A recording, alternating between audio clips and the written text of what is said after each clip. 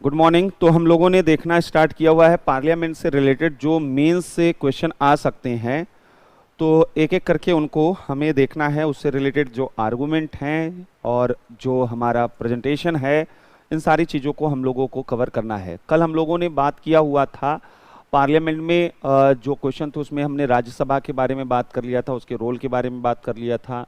फिर हम लोगों ने पार्लियामेंट्री सेशन जो होते हैं उनमें जो इरेगुलरिटी है तो उसके लिए जो एनुअल कैलेंडर की बात की जा रही है उसको हम लोगों ने देखा हुआ था। फिर हम लोगों ने कल वहाँ पर देखा हुआ था जो एंटी डिफेक्शन लॉ से रिलेटेड स्पीकर की भूमिका के बारे में भी कल हम लोगों ने देखा हुआ था, और साथ ही साथ एंटी डिफेक्शन लॉ जो हैं उनके बारे में भी हमने देखा हुआ था। और हम लोग विपक्ष की भूमिका पर भी कल बात कर रहे थे कि जो अपोजिशन है उसका क्या रोल होता है। तो कल हम लोगों ने बात किया था कि अपोजिशन जो है वो भी होता है, और अपोजिशन का जो इम्पोर्टेंस है कल हम लोगों ने बात किया हुआ था कि ये मेजॉरिटी की जो डिक्टेटरशिप है, टायरनी है, उसको कहीं ना कहीं ये मैनेज करने में बहुत बड़ा रोल प्ले करता है। और इसके साथ साथ हमने कहा था कि ये गवर्नमेंट के जो भी फंक्शन हैं, जो भी पॉलिसीज़ हैं, उनका असेसमेंट यहाँ पर करता है और उसके अकॉर्डिंग जो है वहाँ पर वह सरकार की गलत नीतियों की आलोचना करता है, डेमोन्स्ट्रेशन करता है। कुल मिलाकर गवर्नमेंट पर प्रेशर क्रिएट करने का काम जो है वह इसका होता है। तो विपक्षी दलों की भूमिका जो है वो लगातार महत्वपूर्ण होती गई है। नागरिकों में जागरूकता के संदर्भ में भी नागरिकों की राजनीतिक सहभागिता को लेकर भी यहाँ पर देखा जाता है, और ये चीज़ें आज के दौर में बहुत ज़रूरी हो जाती हैं, क्योंकि क्वेश्चन कल हम लोगों ने डिस्कस भी किया था पूरा। आपको जो 1990 के बाद जिस तरीके के बदलाव आए हैं कल उनके बारे में हमने एक ओवरव्यू आपको दिया हुआ था। उसका पर्पस ये था कि आप समझिए इक्वेशन कैसे बदल रहे हैं, आज के पॉलिटिक्स को सबसे अधिक डिसाइड करने वाले फैक्टर्स कौन से हैं। तो हमने कल बताया था कि एक तो रिलीजन और कास्ट का मुद्दा 90 से स्टार्ट हो चुका था, और उसी समय से मार्केट का मुद्दा, क्लास कॉन्शसनेस का मुद्दा, वो भी इंपॉर्टेंट हो गया था। 2019 के इलेक्शन तक आते आते नेशनलिज्म और नेशनल सिक्योरिटी पहली बार ये भी जो है एक बड़े मुद्दे के रूप में वह इलेक्शन को प्रभावित करता हुआ दिखा। इसके पहले भी आतंकवादी घटनाएं वह कई बार हुई थी, लेकिन टेररिज्म इतना बड़ा मुद्दा या नेशनल सिक्योरिटी इतना बड़ा मुद्दा नहीं बनता था इलेक्शन में कि वो इलेक्शन को के कोर सेंटर के रूप में वहां पर दिखाई दे, लेकिन अब ऐसा दिखाई दे रहा है।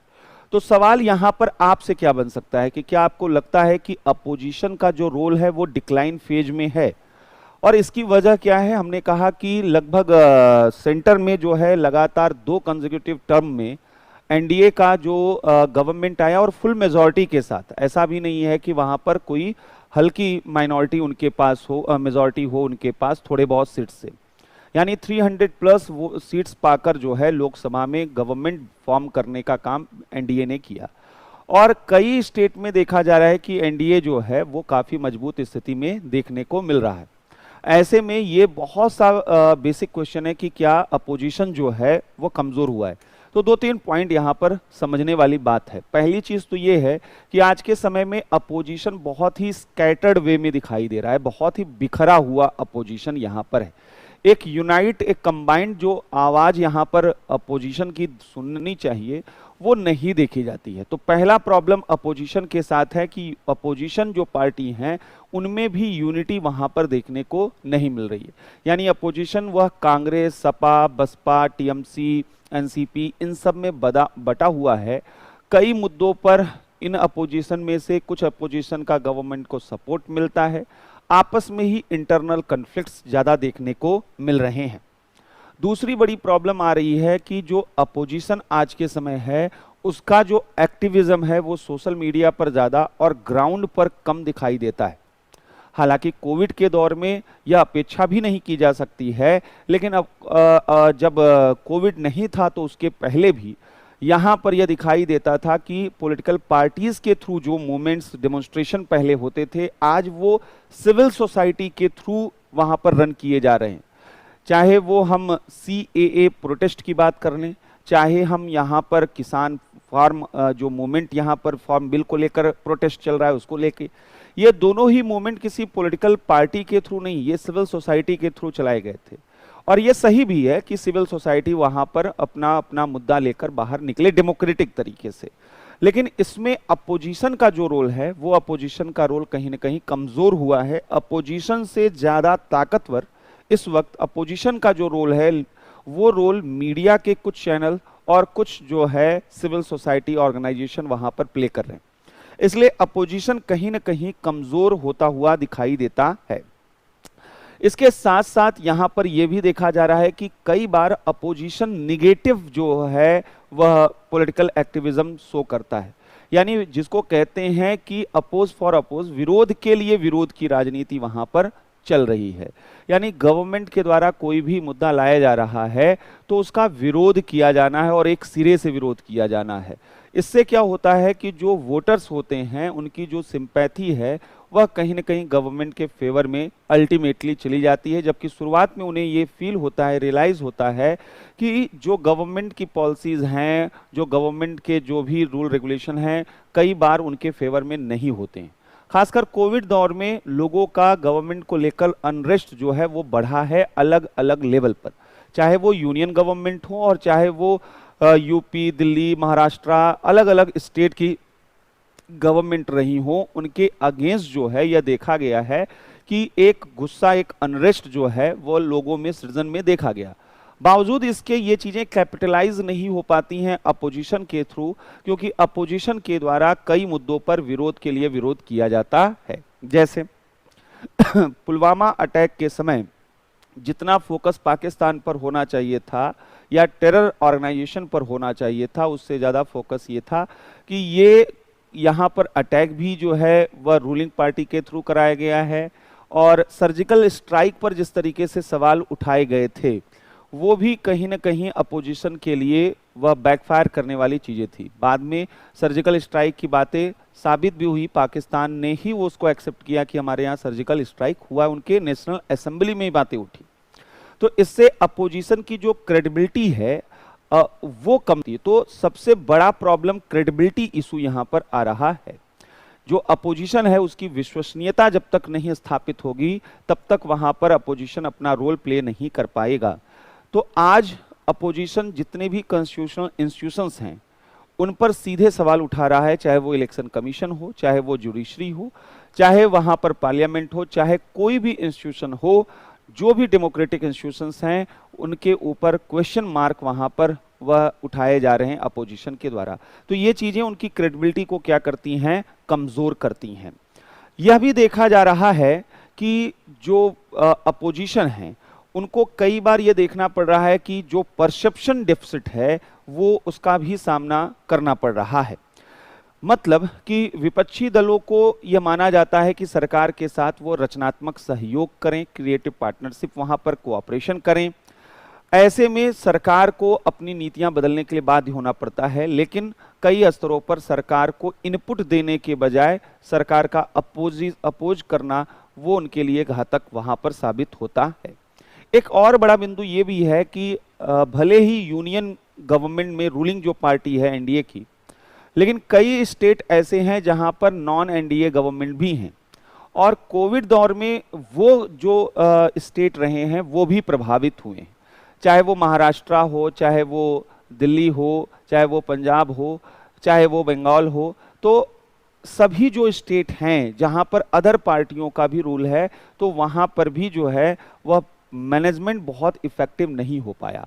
तो इस वजह से भी एक जो है इम्यूनिटी मिल जाती है जो रूलिंग पार्टी यूनियन गवर्नमेंट में है, कि जब और जगहों पर भी वही स्थिति है और हमारे यहाँ भी स्थिति वही है तो ऐसा नहीं है कि हम बुरे हैं और वो अच्छे हैं। तो इन वजहों से कई बार यहाँ पर माना जाता है कि अगर रूलिंग पार्टी को अगर कमजोर करना है तो अपोजिशन पार्टी को जहाँ कहीं भी गवर्नमेंट फॉर्म करने का मौका मिलता है स्टेट में, वहां पर वो एक ऐसा अल्टरनेटिव मॉडल ऑफ गवर्नेंस लेकर आए जिससे कि जो सेंट्रल गवर्नमेंट है उसके ऊपर एक प्रेशर क्रिएट हो। अगर ऐसा होना स्टार्ट हो जाएगा तो निश्चित रूप से सेंट्रल गवर्नमेंट के लिए अपनी लेजिटिमेसी को बनाए रखना, अपने सपोर्ट को बनाए रखना, सिटीजन्स के कॉन्फिडेंस को बनाए रखना मुश्किल होता जाएगा। तो अभी ये सब कुछ ऐसे फैक्टर हैं जिनकी वजह से जो अपोजिशन है वो बहुत ज़्यादा प्रभावी नहीं दिखाई दे रही है।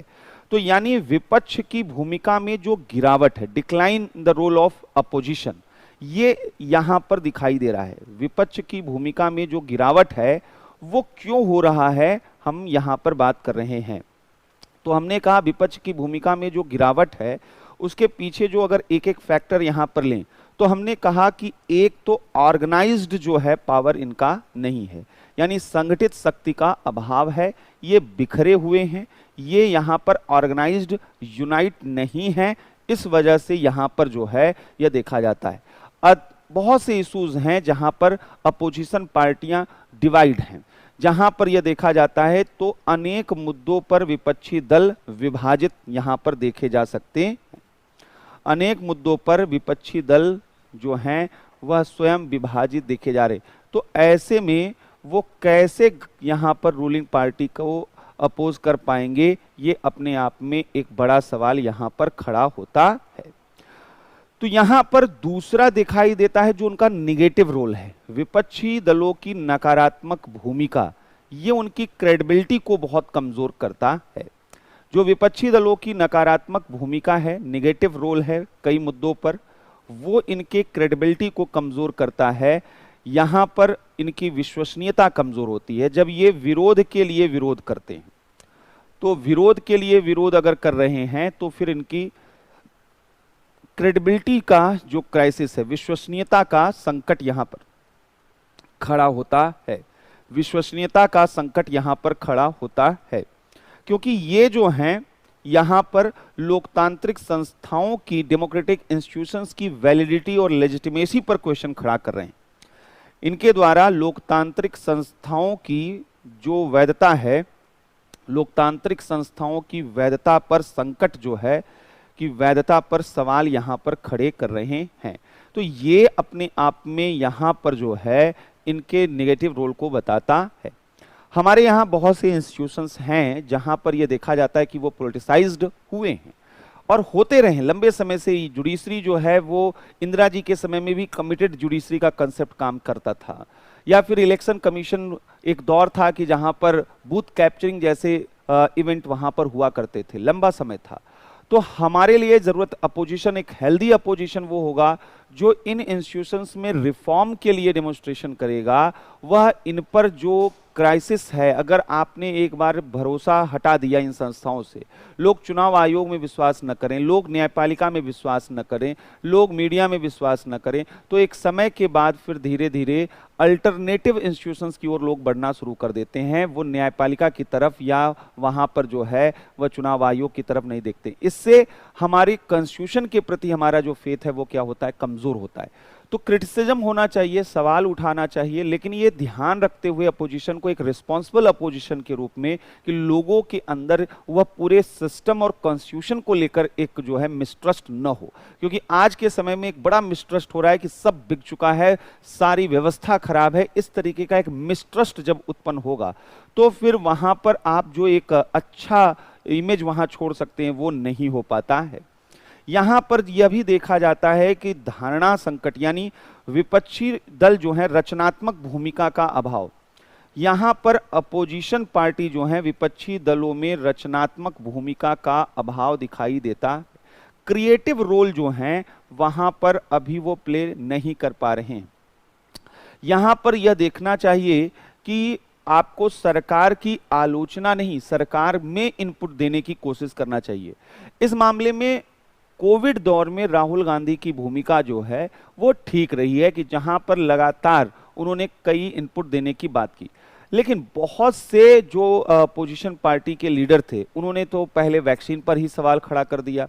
बहुत से लोग वैक्सीन अगर वैक्सीनेशन नहीं कराएं तो उसके पीछे एक बहुत बड़ी वजह रही कि कहीं न कहीं जो है वह इन्फ्लुएंस जो सपोर्टर थे उनको ये लगा कि वाकई में अपोजिशन वैक्सीन का कोई मतलब है नहीं, ये किसी पॉलिटिकल पार्टी का वैक्सीन है। वो आपके सपोर्टर में एक हिस्से को अपीज कर सकते हैं, लेकिन आपको आज सभी जो वोट बैंक है सबको साथ लाना पड़ेगा।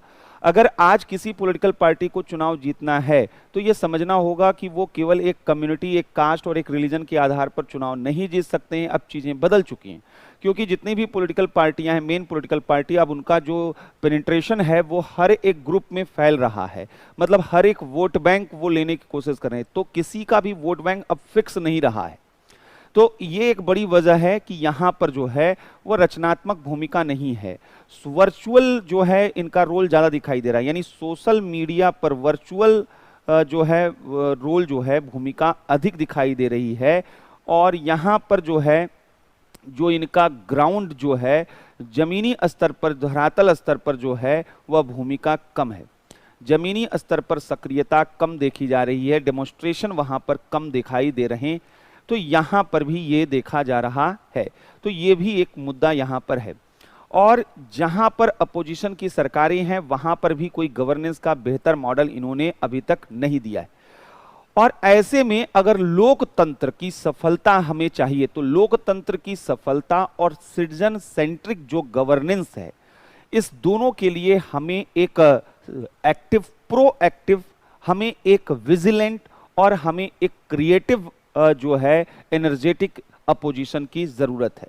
तो हम कंक्लूजन में लिख सकते हैं कि यहाँ पर अगर हमको चाहिए कि लोकतंत्र की सफलता, हमें अगर सक्सेस चाहिए डेमोक्रेसी की, तो लोकतंत्र की सफलता और नागरिक केंद्रित शासन यानी सिटीजन सेंट्रिक गवर्नेंस अगर हमें चाहिए, नागरिक केंद्रित शासन अगर हमें चाहिए, तो इन दोनों के लिए हमें यहाँ पर प्रोएक्टिव यानी सक्रिय अपोजिशन चाहिए, विजिलेंट अपोजिशन चाहिए जो हमेशा सतर्क रहे हर मुद्दों को लेकर, क्रिएटिव होना चाहिए, निगेटिव रोल नहीं होना चाहिए, और एनर्जेटिक होना चाहिए, ऊर्जावान विपक्ष की जरूरत यहां पर होगी।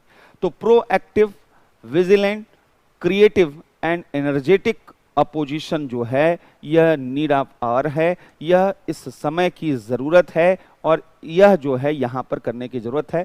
फिलहाल कई स्तरों पर देखा जाता है कि अपोजिशन उस तरीके का रोल प्ले नहीं कर पा रही, लेकिन इसका मतलब ये नहीं है कि अपोजिशन का रोल बिल्कुल गायब है सिनेरियो से, ऐसा बिल्कुल नहीं कहा जा सकता है।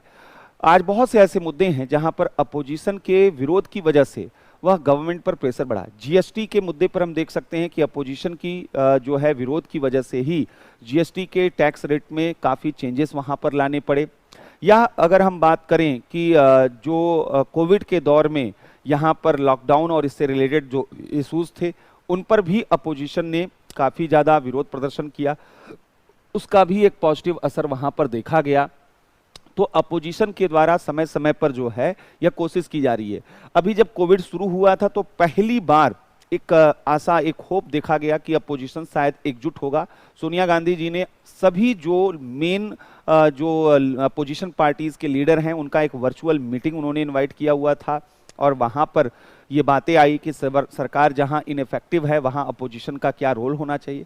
अगर इस तरीके के हेल्दी जो है प्रैक्टिसेस हो तो नेचुरली अपोजिशन की भूमिका मजबूत होगी और डेमोक्रेसी बहुत सिक्योर होगी। अगर अपोजिशन कमजोर पड़ता गया तो फिर गवर्नमेंट की अकाउंटेबिलिटी को कोई सेट नहीं कर सकता है, चाहे सरकार इनकी हो, उनकी हो, किसी की हो। तो इसलिए अपोजिशन बहुत जरूरी है और ये उतना ही जरूरी है जितना हमारे लिए एक अच्छा गवर्नमेंट होना चाहिए, उतना ही अच्छा हमारे लिए अपोजिशन होना चाहिए। अब आइए एक अगले क्वेश्चन की तरफ चलते हैं और ये है पार्लियामेंट्री कमेटी से रिलेटेड क्वेश्चन।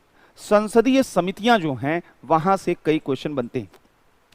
तो पहला जो क्वेश्चन यहां पर संसदीय समितियों से बनता है, तो पार्लियामेंट्री कमिटीज जो हैं, संसदीय समितियों का महत्व क्या है। पहली चीज है कि इनका जो इंपॉर्टेंस है, संसदीय समितियों का महत्व या उनका भूमिका क्या है, ये एक क्वेश्चन हमारे लिए बनता है। दूसरा क्वेश्चन ये बनता है कि संसदीय जो समितियां हैं वो हाल के समय में विवादास्पद रही हैं, ये डिस्प्यूटेड, वर्तमान समय में वह जो है विवादास्पद रही हैं, वर्तमान समय में चर्चा में हैं। ये यहाँ पर एक दो क्वेश्चन हमारे लिए बनते हैं कि हाल के समय में क्या हुआ है पार्लियामेंट्री कमेटीज को लेकर और क्या इनका इंपॉर्टेंस है। तो थोड़ा सा पहले हम ब्रीफ में देखते हैं कि हाल के समय में जो है वर्तमान समय में, हाल के वर्षों में पार्लियामेंट्री कमेटीज को लेकर क्या देखा जा रहा है। तो यहाँ पर जो है हम कई तरीके के चीज़ें यहाँ पर देख रहे हैं। तो क्या क्या प्रॉब्लम आ रही है और कैसे जो है यहाँ से क्वेश्चन बनता है। तो सबसे बड़ा जो विवाद चल रहा है वो विवाद यहाँ पर चल रहा है कि पार्लियामेंट्री जो कमेटीज़ हैं उनके पास जो है बहुत कम जो है वह बिल वगैरह इस वक्त जा रहे हैं। तो इस वजह से जो है इनकी भूमिका पर जो है सवाल, हाल के वर्षों में इनकी भूमिका पर प्रश्न खड़े हो रहे हैं। तो पहले इनकी भूमिका पर प्रश्न क्या है और फिर इनकी भूमिका क्या है वो दोनों हम लोग एक बार देख लेंगे। तो इनकी भूमिका पर प्रश्न यहाँ पर देखना है, जैसे कि यहाँ पर यह देखा जा रहा है कि 14th लोकसभा अगर हम बात करें तो 14th लोकसभा में 60% जो बिल थे, विधेयक थे, वो समितियों के पास भेजे गए थे। 15वीं लोकसभा की अगर हम बात करें, 15वीं लोकसभा में 70% विधेयक जो हैं वो यहाँ पर यह भेजे गए पार्लियामेंट्री कमेटीज के पास। और 16वीं लोकसभा में जबकि 16वीं लोकसभा में अच्छा ये 60% है, जबकि 16वीं लोकसभा में केवल 27% विधेयक, केवल 27% विधेयक संसदीय समितियों के पास भेजे गए, संसदीय समितियों के पास भेजे गए। तो आप समझ सकते हैं कि कहां से मुद्दा आ रहा है। तो हमने पहले ही बताया था कि पार्लियामेंट्री बिल जो होते हैं उनको एग्जामिन करने का काम यहां पर संसदीय समितियों का होता है। लेकिन आप खुद सोचिए कि पहले क्या ट्रेंड था। पहले बिल्स ज्यादा भेजे जाते थे 14th 15th लोकसभा में, और 16th लोकसभा जो 2014 से 19 के बीच में था, केवल 27% बिल अगर कमेटीज के पास भेजे गए। तो इससे आप ये अनुमान लगा सकते हैं कि बिल जितने भी बनाए गए इस दौरान उनकी सही तरीके की स्क्रूटनिंग नहीं हो पाई, सही तरीके से उनको एग्जामिन नहीं किया जा सका। दूसरा जो इनकी पार्लियामेंट्री कमेटीज के रोल पर सवाल खड़ा होता है वो ये होता है कि parliamentary committees advisory in nature होती हैं, सलाहकारी प्रवृत्ति की होती हैं। तो संसदीय समितियां जो हैं वो सलाहकारी प्रकृति की होती हैं, मतलब इनकी एडवाइस जो है, इनका काम केवल अनुशंसा करना, रिकमेंडेशन देना है, रिकमेंडेशन देने का काम होता है। तो ये सलाहकारी प्रकृति की होती हैं, बाध्यकारी नहीं होती हैं। तो यहाँ पर जो है यह देखा गया है कि हाल के समय में तो जब ये इनके एडवाइस, बहुत से एडवाइस माने ही नहीं गए, इनकी अनुशंसाएं स्वीकार नहीं की गई, इनके बहुत सी अनुशंसाएं जो हैं, रिकमेंडेशंस जो हैं, एक्सेप्ट नहीं किए गए, स्वीकार नहीं किए गए। यहां तक कि यह भी देखा गया कि इनके अनुशंसाओं पर चर्चा तक नहीं हुई। इनकी अनुशंसाओं पर बहुत से ऐसे रिकमेंडेशन थे, अनुशंसाओं पर चर्चा भी जो है इफेक्टिवली नहीं हो पाई है। तो इसलिए भी सवाल खड़ा होता है कि इससे जो है यहां पर इनका फिर रोल क्या रह जाएगा।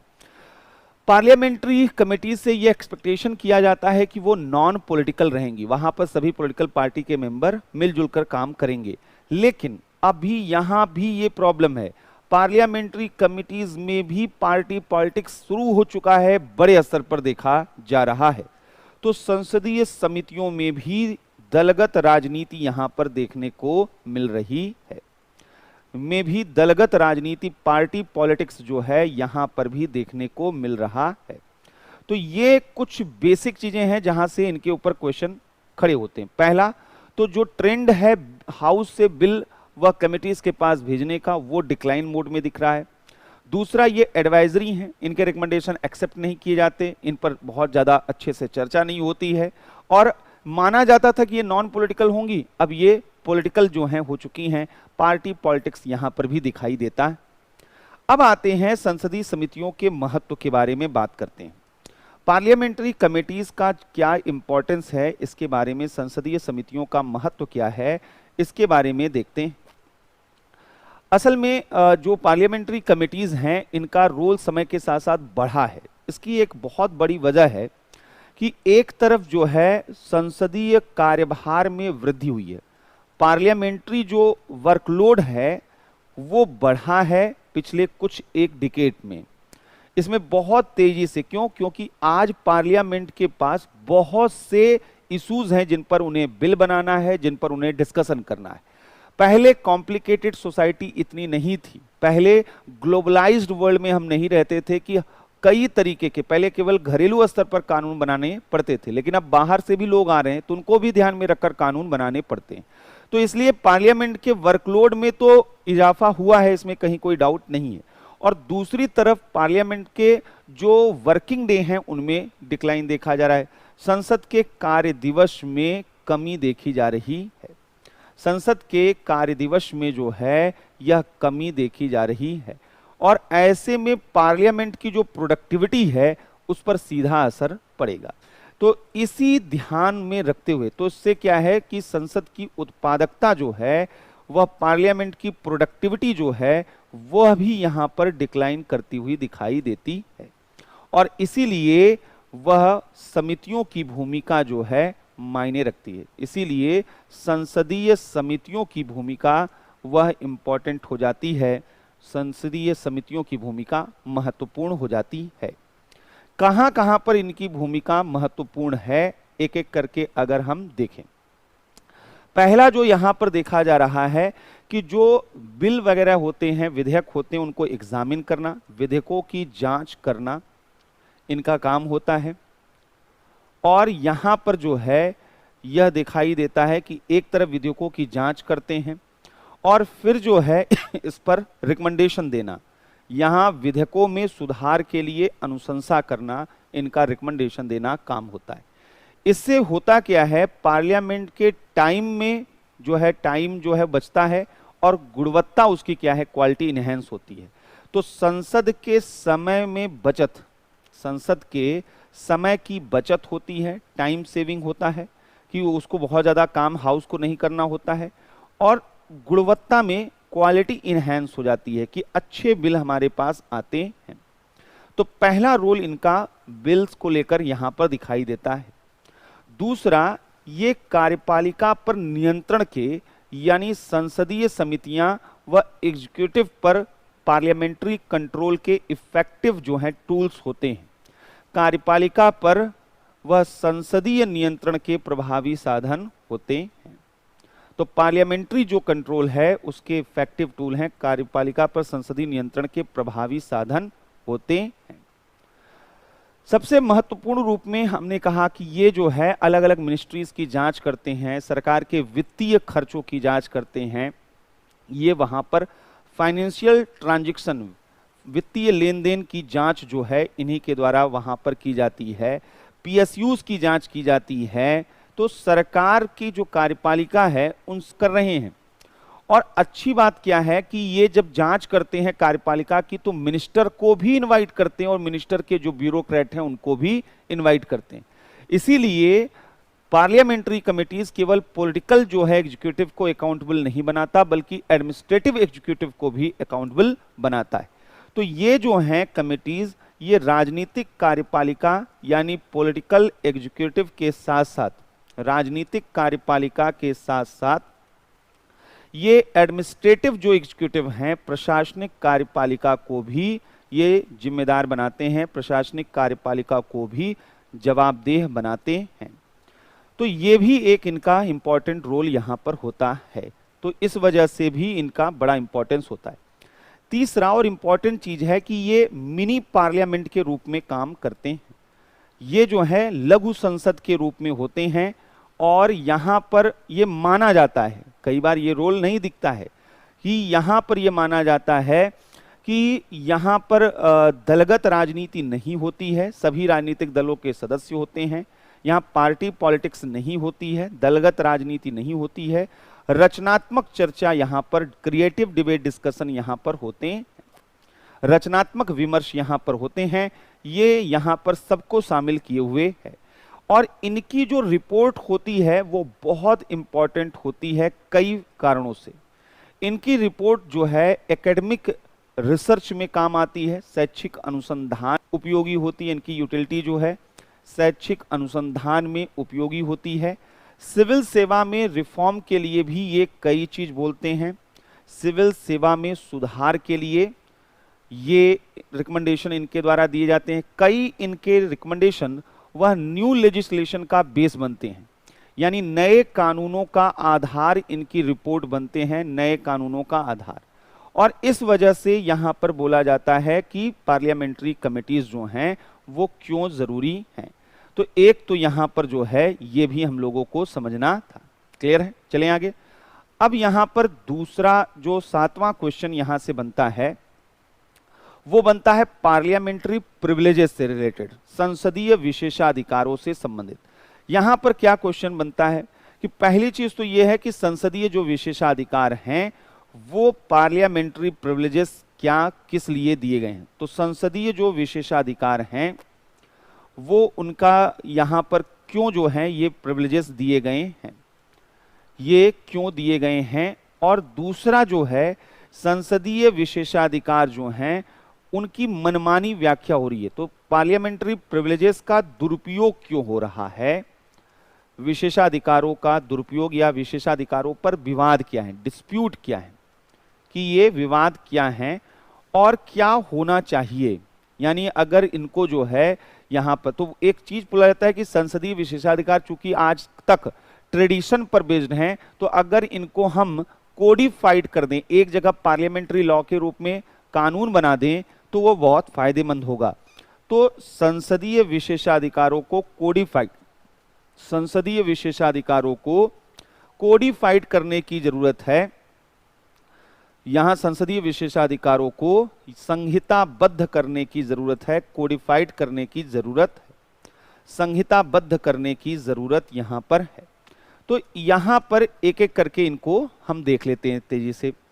पहला तो यहां पर जो समझना है कि पार्लियामेंट्री जो प्रिविलेजेस हैं वह यहां पर जो है इसलिए जरूरी हैं, संसदीय विशेषाधिकार क्यों जरूरी हैं, पार्लियामेंट्री प्रिविलेजेस जो हैं, इसका एक सबसे बड़ा कारण है कि हम अपने सांसदों और विधायकों से ये चाहते हैं कि वो विदाउट फियर फ्रीली अपना रोल प्ले कर सकें। यानी स्वतंत्र रूप में और बाह्य रूप में सांसदों और विधायकों, यानी हम चाहते क्या है, पार्लियामेंट्री सिस्टम में, संसदीय व्यवस्था में सांसदों और विधायकों से यह अपेक्षा, यह एक्सपेक्टेशन है, सांसदों और विधायकों से यह अपेक्षा है, यह एक्सपेक्टेशन है, यह अपेक्षा है कि वे फ्री होकर, वे स्वतंत्र रूप में, फ्रीली, कि वे स्वतंत्र रूप में और बिना किसी एक्सटर्नल प्रेशर्स के और बिना किसी बाह्य दबाव की, और बाह्य दबाव के बिना, और बाह्य दबाव से मुक्त होकर अपनी रचनात्मक भूमिका जो है वो प्ले करें, अपनी रचनात्मक भूमिका, क्रिएटिव जो रोल है उसका निर्वहन करें। तो हम यहां पर क्या चाहते हैं पहले वो समझिए।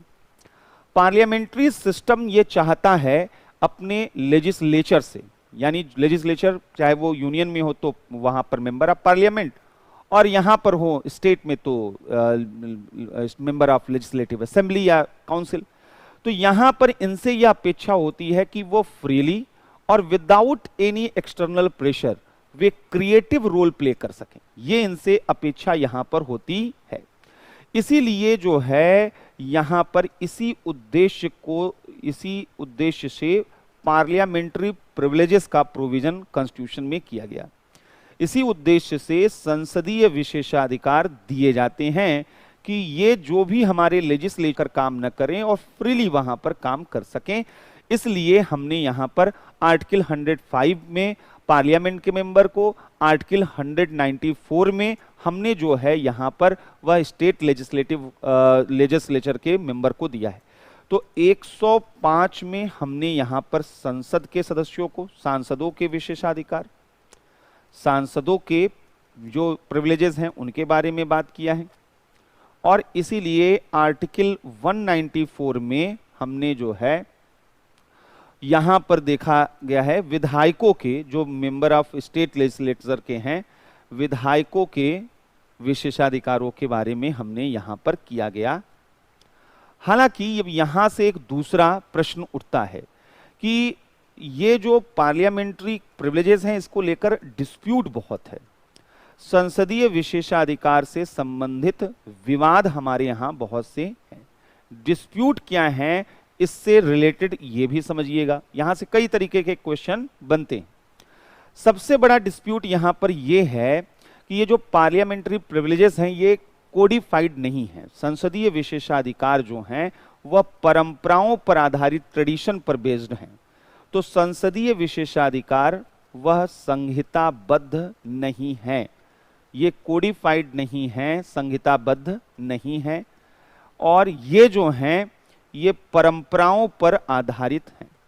अब प्रॉब्लम क्या होता है, जब परंपराओं पर आधारित होते हैं तो प्रॉब्लम क्या है कि ये जब कोडिफाइड नहीं होते हैं तो इनका आर्बिट्रेरी जो इंटरप्रिटेशन है वो शुरू हो जाता है। हर एक चीज प्रिविलेज की कैटेगरी में आना शुरू हो जाता है। तो ऐसे में इनका मनमाना जो है इनकी विशेषाधिकारों की, इसके कारण संसदीय विशेषाधिकारों की मनमानी, संसदीय विशेषाधिकारों की मनमानी व्याख्या शुरू हो जाती है। जो पार्लियामेंट्री प्रिविलेजेस हैं उनका आर्बिट्रेरी जो है इंटरप्रिटेशन जो है, मनमानी व्याख्या शुरू हो जाती है। अब अगर मनमानी व्याख्या होगी तो प्रॉब्लम क्या आएगा, यहां से कई तरीके के चुनौतियां आएंगी, चैलेंजेस आएंगे, प्रॉब्लम आएंगे। इससे जो प्रॉब्लम्स हैं या जो चैलेंजेस हैं थोड़ा उसको भी हम लोग एक बार देखते हैं। चुनौतियां क्या हैं, पार्लियामेंट्री प्रिविलेजेस कोडिफाइड न होने की वजह से चैलेंजेस क्या हैं, यहां पर हम ये बात कर रहे हैं। पहला जो सबसे बड़ा प्रॉब्लम है कि अनकोडिफाइड प्रिविलेजेस जो हैं उनकी वजह से अनअकाउंटेबिलिटी वहां पर बनती है। पार्लियामेंट्री जो प्रिविलेजेस हैं इतने ज्यादा हैं कि हमारे मेंबर ऑफ पार्लियामेंट को लगता है कि हम ही अब राजा हैं, हमें किसी के लिए आंसरेबल नहीं होना होगा, न जुडिशरी, न पुलिस, न सिविल सोसाइटी, किसी के लिए हमें जो है जवाबदेह नहीं होना होगा।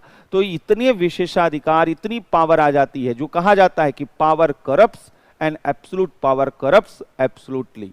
तो शक्ति भ्रष्ट करती है और पूर्ण शक्ति पूर्णतया भ्रष्ट कर देती है। पार्लियामेंट्री प्रिविलेजेस के साथ भी वैसा ही है। तो अनकोडिफाइड, असंहिताबद्ध जो ये विशेषाधिकार होते हैं, असंहिताबद्ध संसदीय विशेषाधिकारों के कारण, इनके कारण, विशेषाधिकारों के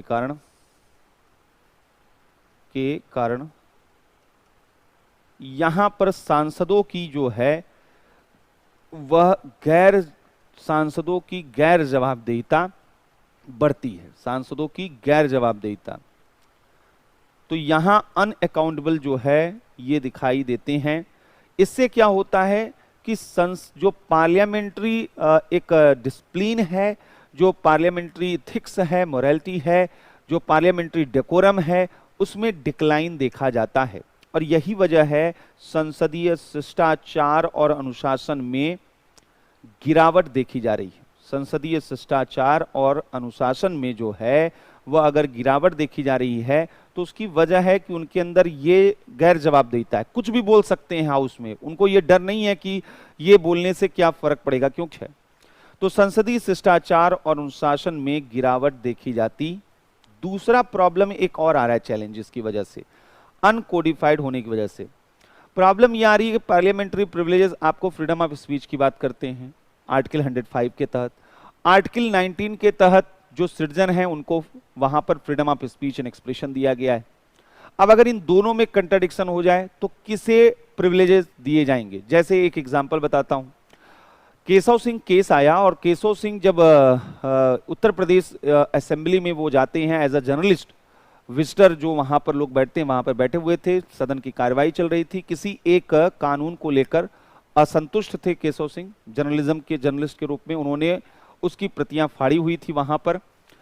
अब ये उनका कहना था कि ये मेरा freedom of speech and expression है, आर्टिकल 19 या फंडामेंटल राइट हमको देता है और इसलिए हम अपना विरोध प्रदर्शन करने का ये हमारा एक तरीका था, हमने सिंबॉलिक रूप में ऐसा किया है, केवल हम विरोध प्रदर्शन कर रहे थे। लेकिन हाउस ने इसे अपने पार्लियामेंट्री प्रिविलेजेस का वायलेशन माना। हाउस ने कहा ये हमारे संसदीय विशेषाधिकार का उल्लंघन है और हाउस ने इलाहाबाद हाई कोर्ट को हाउस ने जो है ऑर्डर दिया कि केशव सिंह को गिरफ्तार करके जेल भेज दिया जाए। केशव सिंह अपने फंडामेंटल राइट को फिर से पाने के लिए इलाहाबाद हाई कोर्ट में जाते हैं। इलाहाबाद हाई कोर्ट ने वहां उनको बेल दे भी दिया, जमानत दे भी दिया। लेकिन अब लेजिस्लेटिव असेंबली उत्तर प्रदेश की उसने एक दूसरा स्टेप उठाया। उन्होंने कहा जिन दोनों जजेस ने केशव सिंह को जमानत दिया है वो भी हमारा पार्लियामेंट्री कंटेम्प्ट ऑफ पार्लियामेंट कर रहे हैं और इस वजह से उनको भी जेल में भेजा जाएगा, यानी उनके खिलाफ भी कार्रवाई की जाएगी। अब ये मामला तो बड़ा कॉम्प्लिकेटेड से हो गया, यानी आपका पार्लियामेंट्री प्रिविलेजेस वो सबसे ऊपर हो गया, सिटीजन के फंडामेंटल राइट से भी बड़ा हो गया, जुडिशरी से भी ज्यादा बड़ा हो गया। मामला सुप्रीम कोर्ट में पहुंचा और सुप्रीम कोर्ट ने वहां पर कहा कि देखिए ऐसा है कि बीच का एक रास्ता निकालते हैं, जो पार्लियामेंट का प्रीमाइस है वहां आपके पार्लियामेंट्री प्रिविलेजेस जो हैं वो प्रिवेल करेंगे, लेकिन उस प्रीमाइस के बाहर चाहे वो लेजिस्लेटर हो चाहे वो सिटीजन हो, सबके फंडामेंटल राइट एक जैसे हैं और उनको कर्टेल नहीं किया जा सकता है। यानी पार्लियामेंट के प्रीमाइस के अंदर फंडामेंटल राइट से ज्यादा सुपीरियर किसको माना गया है? पार्लियामेंट्री प्रिविलेजेस को।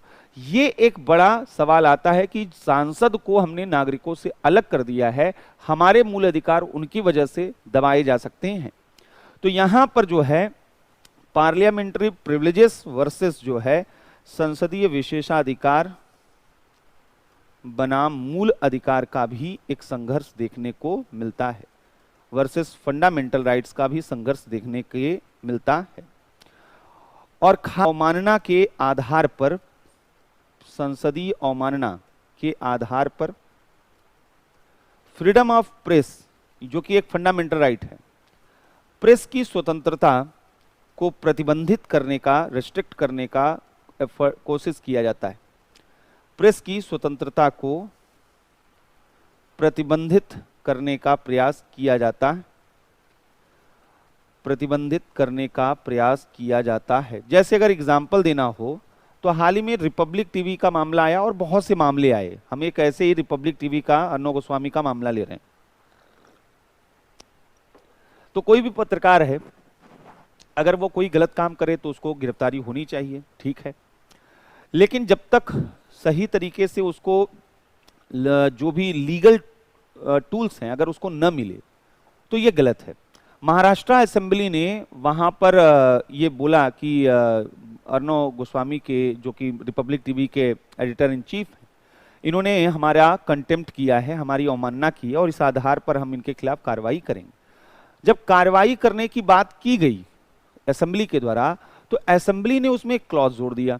क्लॉज ये था कि आप इसके अगेंस्ट किसी भी कोर्ट में अपील नहीं कर सकते। फिर से वही आया, parliamentary privileges versus fundamental right. कहीं किसी भी कोर्ट में जाने का, ये तो हमारा मूल अधिकार, सबसे बड़ा मूल अधिकार अनुच्छेद 32 है कि हम जो है कहीं भी जा सकते हैं। तो क्या असेंबली हमें कहीं जाने से रोक सकती है जुडिशरी तक? तब तो ये हमारे यहाँ की सबसे बड़ी विसंगति होगी। तो फिर सुप्रीम कोर्ट ने वहां पर कहा कि नहीं नहीं, ये तरीका सही नहीं है, आप आर्टिकल 32 के यूज को डिमोटिवेट नहीं कर सकते हैं। और इनके साथ साथ जो है कई बार पार्लियामेंट्री प्रिविलेजेस और फंडामेंटल राइट्स को लेकर जो जुडिशरी है उसका भी जो रोल है वो बड़ा डाइसी सा हो जाता है, क्योंकि मूल अधिकारों के संरक्षक के रूप में जुडिशरी को देखा जाता है और वहां पर जो है पार्लियामेंट वर्सेस जुडिशरी का ये रोल कई बार यह कन्फ्लिक्ट बढ़ जाता है।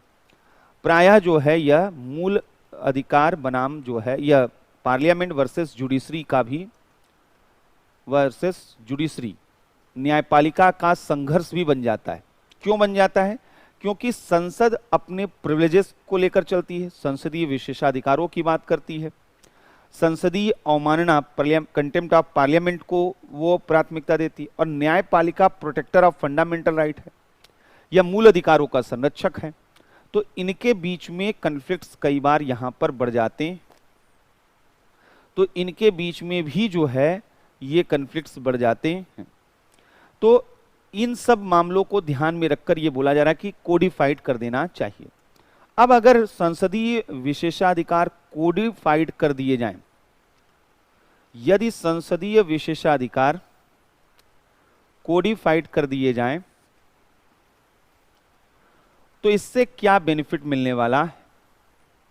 संहिताबद्ध एक जगह लिख दिए जाएं तो लाभ क्या होगा इससे, अब इस पर भी देखते हैं। अगर एक जगह इनको लिख दिया जाए तो इसके कई कारण लाभ आएंगे। पहला लाभ क्या होगा, मालूम रहेगा ना कि कौन से प्रिविलेज हैं कौन से नहीं। अभी क्या है कि कोई भी परंपरा, परंपरा आप समझ रहे हैं, परंपरा लिखी हुई नहीं है, बस हमने कहा एक बार ऐसा हुआ था, 2 बार ऐसा हुआ था, तो आज भी यही होगा। तो ये कहीं लिखी नहीं है, बस पुराने दिनों को याद याद कर करके कोई भी नई चीज शुरू की जा सकती है। तो पार्लियामेंट्री प्रिविलेजेस का लिस्ट बढ़ता जाता है। अगर लिखा हुआ रहेगा, क्लियरिटी है कि हाँ इनका विशेषाधिकार ये है, हमारा मूल अधिकार ये है, हमारी स्थिति ये है। लिखी हुई चीजें कम से कम यहां पे हों, तो संसदीय विशेषाधिकारों को लेकर क्लियरिटी आ जाएगी। पहला इसका लाभ होगा कि पार्लियामेंट्री प्रिविलेजेस को लेकर, संसदीय विशेषाधिकारों को लेकर अस्पष्टता आ जाएगी, को लेकर स्पष्टता आ जाएगी। यहां पर मनमानी व्याख्या पर रोक लगेगी। इनकी जो मनमानी व्याख्या है उस मनमानी व्याख्या पर रोक लगेगी। और जो संसद की निरंकुशता है, टायरनी ऑफ पार्लियामेंट है, वह जो है यहां पर संसदीय निरंकुशता पर भी रोक लगेगी। तो संसदीय निरंकुशता, संसद जो है हर एक चीज नहीं बोलेगा, संसदीय निरंकुशता पर रोक लगेगी। दूसरा, मूल अधिकार और पार्लियामेंट्री प्रिविलेजेस के रिलेशन में भी क्लियरिटी आएगी। तो संसदीय विशेषाधिकार, पार्लियामेंट्री प्रिविलेजेस, संसदीय विशेषाधिकार और मूल अधिकारों के संबंध में, मूल अधिकारों के पारस्परिक संबंधों में भी अस्पष्टता आएगी कि म्यूचुअल रिलेशन को लेकर अस्पष्टता आएगी, को लेकर स्पष्टता आएगी। तो ये भी एक क्लियरिटी होगी और इससे जो है हम अवॉइड कर सकते हैं पार्लियामेंट्री वर्सेस जुडिशरी के कन्फ्लिक्ट्स को। और यहां पर जो है अगर कोडिफाइड कर देते हैं तो कॉन्स्टिट्यूशनल सुप्रीमेसी, संवैधानिक सर्वोच्चता की स्थापना होगी। अन्यथा पार्लियामेंट अपने को सुप्रीम बनाने की कोशिश कर रहा है अनकोडिफाइड होने की वजह से, तो संवैधानिक सर्वोच्चता यहां पर आएगी। संसदीय जो वैल्यू हैं, मूल्य हैं, वो यहां पर ज्यादा देखे जाएंगे। ये हमारे लिए क्या है, बहुत जरूरी है। क्लियर है? तो ये हमारे लिए एक क्वेश्चन यहां पर पार्लियामेंट्री प्रिविलेजेस से जुड़ा हुआ था। अब जो हम लोगों को देखना है वो हमें क्या देखना है, पहले वो हम यहां पर समझते हैं।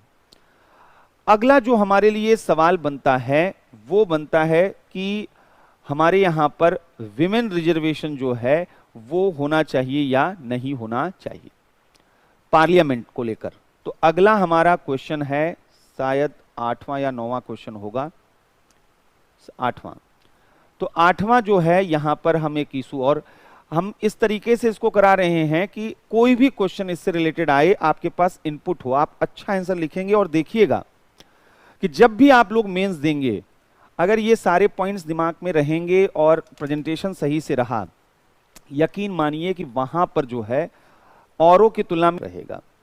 प्रॉब्लम क्या आ रही है कि सही तरीके से आर्गुमेंट हम वहां पर प्रेजेंट नहीं कर पा रहे। तो वो चीजें क्लियर हो तो सही तरीके से चीजें हो जाएं। तो 9वां जो क्वेश्चन हमारा है वह विमेन रिजर्वेशन से रिलेटेड है।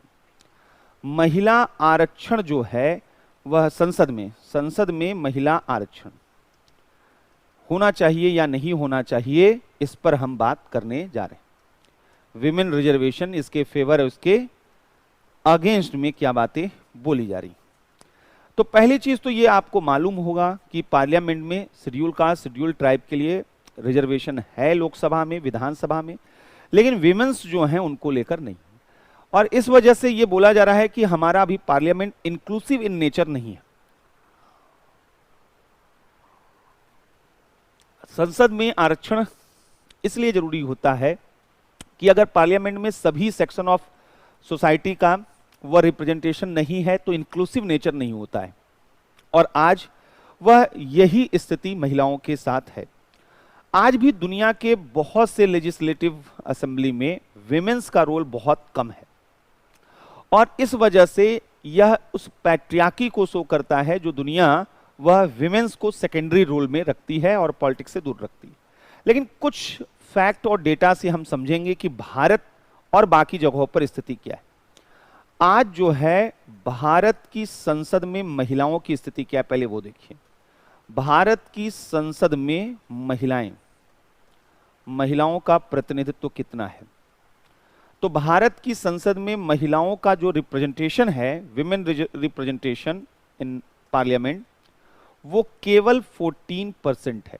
और अगर ऐसा बोला जा रहा है कि केवल 14%, इसका मतलब ये कंपैरेटिव क्यों है? आप देखेंगे तो यहां पर आपको केवल आसपास के देशों की अगर हम बात करते हैं तो ये अंतर दिखाई देगा। अफगानिस्तान, हालांकि अभी अफगानिस्तान में आपको मालूम है कि तालिबान आ रहा है सत्ता में, सारी चीजें बदल जाएंगी, लेकिन यहां पर अफगानिस्तान में 27.7% विमेन रिप्रेजेंटेशन अभी फिलहाल था। पाकिस्तान, जिसे हम बहुत ज्यादा जो है मानते हैं कंजर्वेटिव ऑर्थोडॉक्स, 20.6% विमेन रिप्रेजेंटेशन वहां पर है। सऊदी अरब, जिसे हम मानते हैं कि वो किसी भी तरीके से विमेन राइट वहां पर नहीं है, वहां पर भी जो है यह दिखाई दे रहा है 19.9%। तो जो इंटर पार्लियामेंट्री यूनियन की रिपोर्ट है, उस रिपोर्ट में बोला गया था 2017 में कि अगर ग्लोबल एवरेज निकाला जाए विमेन रिप्रेजेंटेशन का तो 23.4% है पूरी दुनिया का अगर एवरेज निकाला जाए, और इंडिया का 14%, ग्लोबल एवरेज से भी कम है। इससे आप समझ सकते हैं कि हमारा जो संसद है वह जेंडर के पॉइंट ऑफ व्यू से अभी रिप्रेजेंटेटिव नहीं है। जब कंस्टिट्यूएंट असेंबली यहां पर गठित हुई थी तो वहां पर जो है ये डिमांड किया गया था कि विमेन रिप्रेजेंटेशन होना चाहिए, लेकिन उस मांग को उस वक्त स्वीकार नहीं किया जा सका। उसकी बड़ी वजह थी कि उस वक्त जो है यह देखा गया कि हमारे यहाँ कंस्टिट्यूएंट असेंबली में रिप्रेजेंटेशन जो विमेन का था वो बहुत कम था। संविधान सभा में 15 महिलाएं थीं और उन 15 महिलाओं में से 6 महिलाएं तो केवल उत्तर प्रदेश की थी। आज जो हम लोगों का चैनल है बातें यूपी की, उसमें पहला जो वीडियो होगा वो आप देखिएगा कि उन 6 महिलाओं के बारे में जिन्होंने कंस्टिट्यूएंट असेंबली में बड़ा रोल प्ले किया था, और वहां से क्वेश्चन भी आते हैं, तो उसको भी आप वहां से देखिएगा। तो कुल मिलाकर वहां पर जो है एक आम सहमति निर्मित नहीं हो पाई। पुरुषों का वर्चस्व ज्यादा था कंस्टिट्यूएंट असेंबली में, और वहां पर विमेन रिप्रेजेंटेशन वो बहुत इफेक्टिव नहीं था। दूसरा, ब्रिटिश रूल में भी डिवाइड एंड रूल वाला पॉलिटिक्स चल रहा था, तो कभी भी उन्होंने भी विमेन को वहां पर जो है बढ़ाने की बात उस तरीके से नहीं की। 1935 में उन्होंने कोशिश जरूर किया था सेपरेट इलेक्टोरेट के रूप में, जो हम चाहते नहीं थे इस वजह से। तो कुल मिलाकर कंस्टिट्यूएंट असेंबली में माना गया कि अभी उसकी जरूरत नहीं है विमेन रिजर्वेशन की, और वहां पर आसानी से हो जाएगा। लेकिन अगर बोला जाए आज जरूरत है या नहीं, जब हम आज 70 सालों में देख रहे हैं कोई बड़ा चेंज नहीं आया, तो इसके लिए अब महिला आरक्षण की आवश्यकता जो है यहां पर महसूस की जा रही। महिला आरक्षण की आवश्यकता क्यों है? अगर आपसे पूछा जाए कि इसकी नेसेसिटी क्यों है, आवश्यकता क्यों है, तो उसके कुछ बड़े फैक्टर जो हैं पहले वो समझते हैं। महिला आरक्षण क्यों देना चाहिए, इसके फेवर में क्या क्या पॉइंट हैं। पहला, जो आज एट प्रेजेंट जो इलेक्टोरल सिस्टम है, वर्तमान चुनाव प्रणाली, इस चुनाव प्रणाली में हम देखते हैं कि मनी और मसल पावर, इसकी भूमिका बढ़ गई है। मनी, धनबल और बाहुबल की भूमिका अधिक देखी जाती है, और विमेन्स जो हमारे यहाँ पे हैं वो इन दोनों मामलों में आज तक कमजोर रही हैं। धनबल और बाहुबल की भूमिका बढ़ गई है, और यहाँ पर महिलाओं की स्थिति निम्न है, यहाँ महिलाओं की स्थिति कमजोर है। तो इस वजह से विमेन्स जो हैं प्रेजेंट इलेक्टोरल सिस्टम में कंप्लीट कर ही नहीं सकती हैं इस मनी मसल पावर पॉलिटिक्स में। यहाँ महिलाओं की स्थिति कमजोर है, और इस वजह से जो है वो ये काम नहीं कर सकती। इवन आज अगर हम विमेन का working force, labour participation in working force अगर हम देखें, लेबर पार्टिसिपेशन क्या है, श्रम बल भागीदारी क्या है, तो केवल 23%, अभी 27% था, घट के वो भी कम हो गया है। 23% महिलाएं जो हैं काम कर रही हैं। आधी आबादी 50% के लगभग 48% के लगभग महिलाएं हैं, और उनमें केवल 23% महिलाएं काम कर रही हैं। तो इसका मतलब है, और उसमें भी अधिकांश महिलाएं ऑर्गेनाइज सेक्टर में नहीं, अनऑर्गेनाइज सेक्टर में, तो उनके पास वेजेस न के बराबर हैं, तो इकोनॉमिक इंडिपेंडेंस है ही नहीं, मनी पावर तो है ही नहीं, और मसल पावर हमारी सोसाइटी कभी उनको होने नहीं दी। तो एक बड़ा प्रॉब्लम यहां पर यह है कि जो आज पावर स्ट्रक्चर है उस पावर स्ट्रक्चर में वो बहुत कमजोर हैं। दूसरा, जो क्रिमिनलाइजेशन ऑफ पॉलिटिक्स है, राजनीति में बढ़ता अपराधीकरण। अब राजनीति में बढ़ते अपराधीकरण को देखते हुए विमेंस का जो रोल है वो अपने आप कम हो जाएगा, क्योंकि हमारा सोसाइटी क्रिमिनल के रूप में महिलाओं को देखता ही नहीं है। फूलन देवी के बाद बहुत कम ऐसा हुआ है, तो यहां पर, और अपराध पुरुषों के क्षेत्र में है, तो यहां पर राजनीति में बढ़ता अपराधीकरण जो है ये विमेन के पॉलिटिक्स में एंट्री पर सबसे बड़ा चेक लगाता है। यहां पर जो है महिलाओं को राजनीति में प्रवेश से प्रतिबंधित करता, महिलाओं को राजनीति में प्रवेश से प्रतिबंधित करता, तो ये भी प्रॉब्लम यहां पर आ रही है, प्रतिबंधित करता है, क्योंकि ये क्षेत्र पुरुष आधिपत्य वाला क्षेत्र है। अपराध किसका क्षेत्र है? पुरुष जो है प्रभाव वाला क्षेत्र है, और महिलाएं यहां पर जो हैं वो अनएक्सपीरियंस्ड होती हैं। इवन वे विमेन क्राइम्स के लिए वनरेबल हैं, वो तो वनरेबल हैं, दे आर विक्टिम, वो अपने को असुरक्षित महसूस करती हैं। और आपको मालूम होना चाहिए कि एडीआर की रिपोर्ट अगर देखी जाए, एडीआर की रिपोर्ट क्या कहती है? एडीआर की रिपोर्ट कहती है कि लगभग 43% पार्लियामेंट्रियन जो हैं सांसदों पर आपराधिक मामले दर्ज हैं, आपराधिक मामले दर्ज हैं, और ये अधिकांशतः कौन हैं? ये सब पुरुष हैं। अधिकांशतः आपराधिक मामले दर्ज, अधिकांशतः पुरुष, और इनमें भी बड़ी संख्या में क्राइम वो हैं जो रेप से जुड़े हुए हैं, सेक्सुअल हरेसमेंट से जुड़े हुए हैं, मर्डर से जुड़े हुए हैं, तो अधिकांशतः पुरुष यहां पर दिखाई देते हैं। तीसरा प्रॉब्लम यह आता है कि पॉलिटिकल पार्टी विनिंग कैंडिडेट नहीं मानती हैं, विमेंस को विनिंग कैंडिडेट नहीं माना जाता है, तो महिला उम्मीदवारों को यहां पर जो है विनिंग कैंडिडेट, महिला उम्मीदवारों को यह जीतने, चुनाव में जीतने योग्य नहीं माना जाता है, चुनाव में जीतने के योग्य नहीं माना जाता है।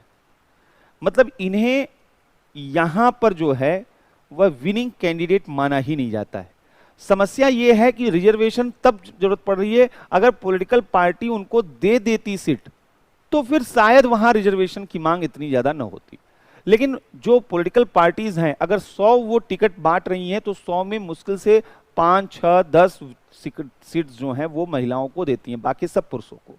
तो यहां पर राजनीतिक दलों द्वारा जो है, राजनीतिक दलों द्वारा यहां पर उनको जो है टिकट नहीं दिया जाता है, रिलेक्टेंट होती हैं।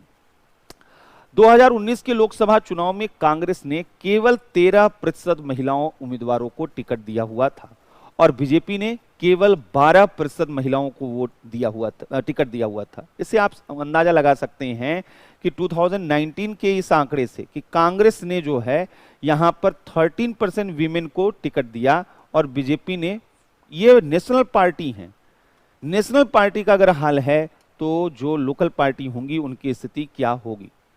चौथा प्रॉब्लम है कि विमेन के पॉलिटिकल रोल को अभी भी सोसाइटी एक्सेप्ट ही नहीं कर पाया। हम उनको मिनिस्टर के रूप में या हम उनको जो है लीडर के रूप में एक्सेप्ट नहीं करते, तो अभी भी सोशल सिस्टम उनके अगेंस्ट है। अभी भी सामाजिक व्यवस्था में, अभी भी सोशल सिस्टम में, सामाजिक व्यवस्थाओं में विमेंस के पॉलिटिकल रोल को एक्सेप्टेंस नहीं मिला है। महिलाओं की राजनीतिक भूमिका को, उनकी पॉलिटिकल रोल को एक्सेप्टेंस नहीं मिला है, राजनीतिक भूमिका को स्वीकार्यता नहीं मिली है, स्वीकार्यता नहीं मिली है। और यही नहीं, बल्कि महिलाओं का भी जो पॉलिटिकल एक्टिविज्म पॉलिटिक्स में होना चाहिए वो बहुत कम है। अभी भी राजनीतिक क्षेत्र में यह देखा जाता है कि बोला जाता है राजनीति महिलाओं का पॉलिटिक्स, राजनीति से क्या काम महिलाओं का, इस तरीके के विचार देखे जाते तो राजनीतिक क्षेत्र में महिलाओं की जो है वह सक्रियता नहीं, राजनीतिक क्षेत्र में महिलाओं की सक्रियता नहीं देखी जाती है, विमेन्स एक्टिविज्म नहीं दिखाई देता है। तो ये भी एक बड़ा यहां पर प्रॉब्लम है।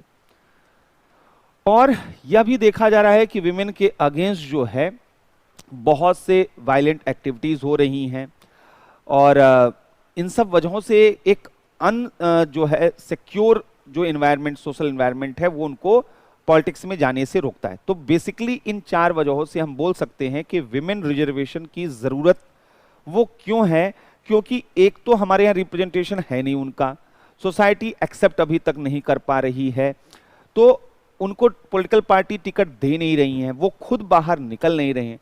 तो इसके लिए रिजर्वेशन एक टूल है जिसके थ्रू उनको यहाँ पर जो है यह यहाँ पर किया जा सकता है।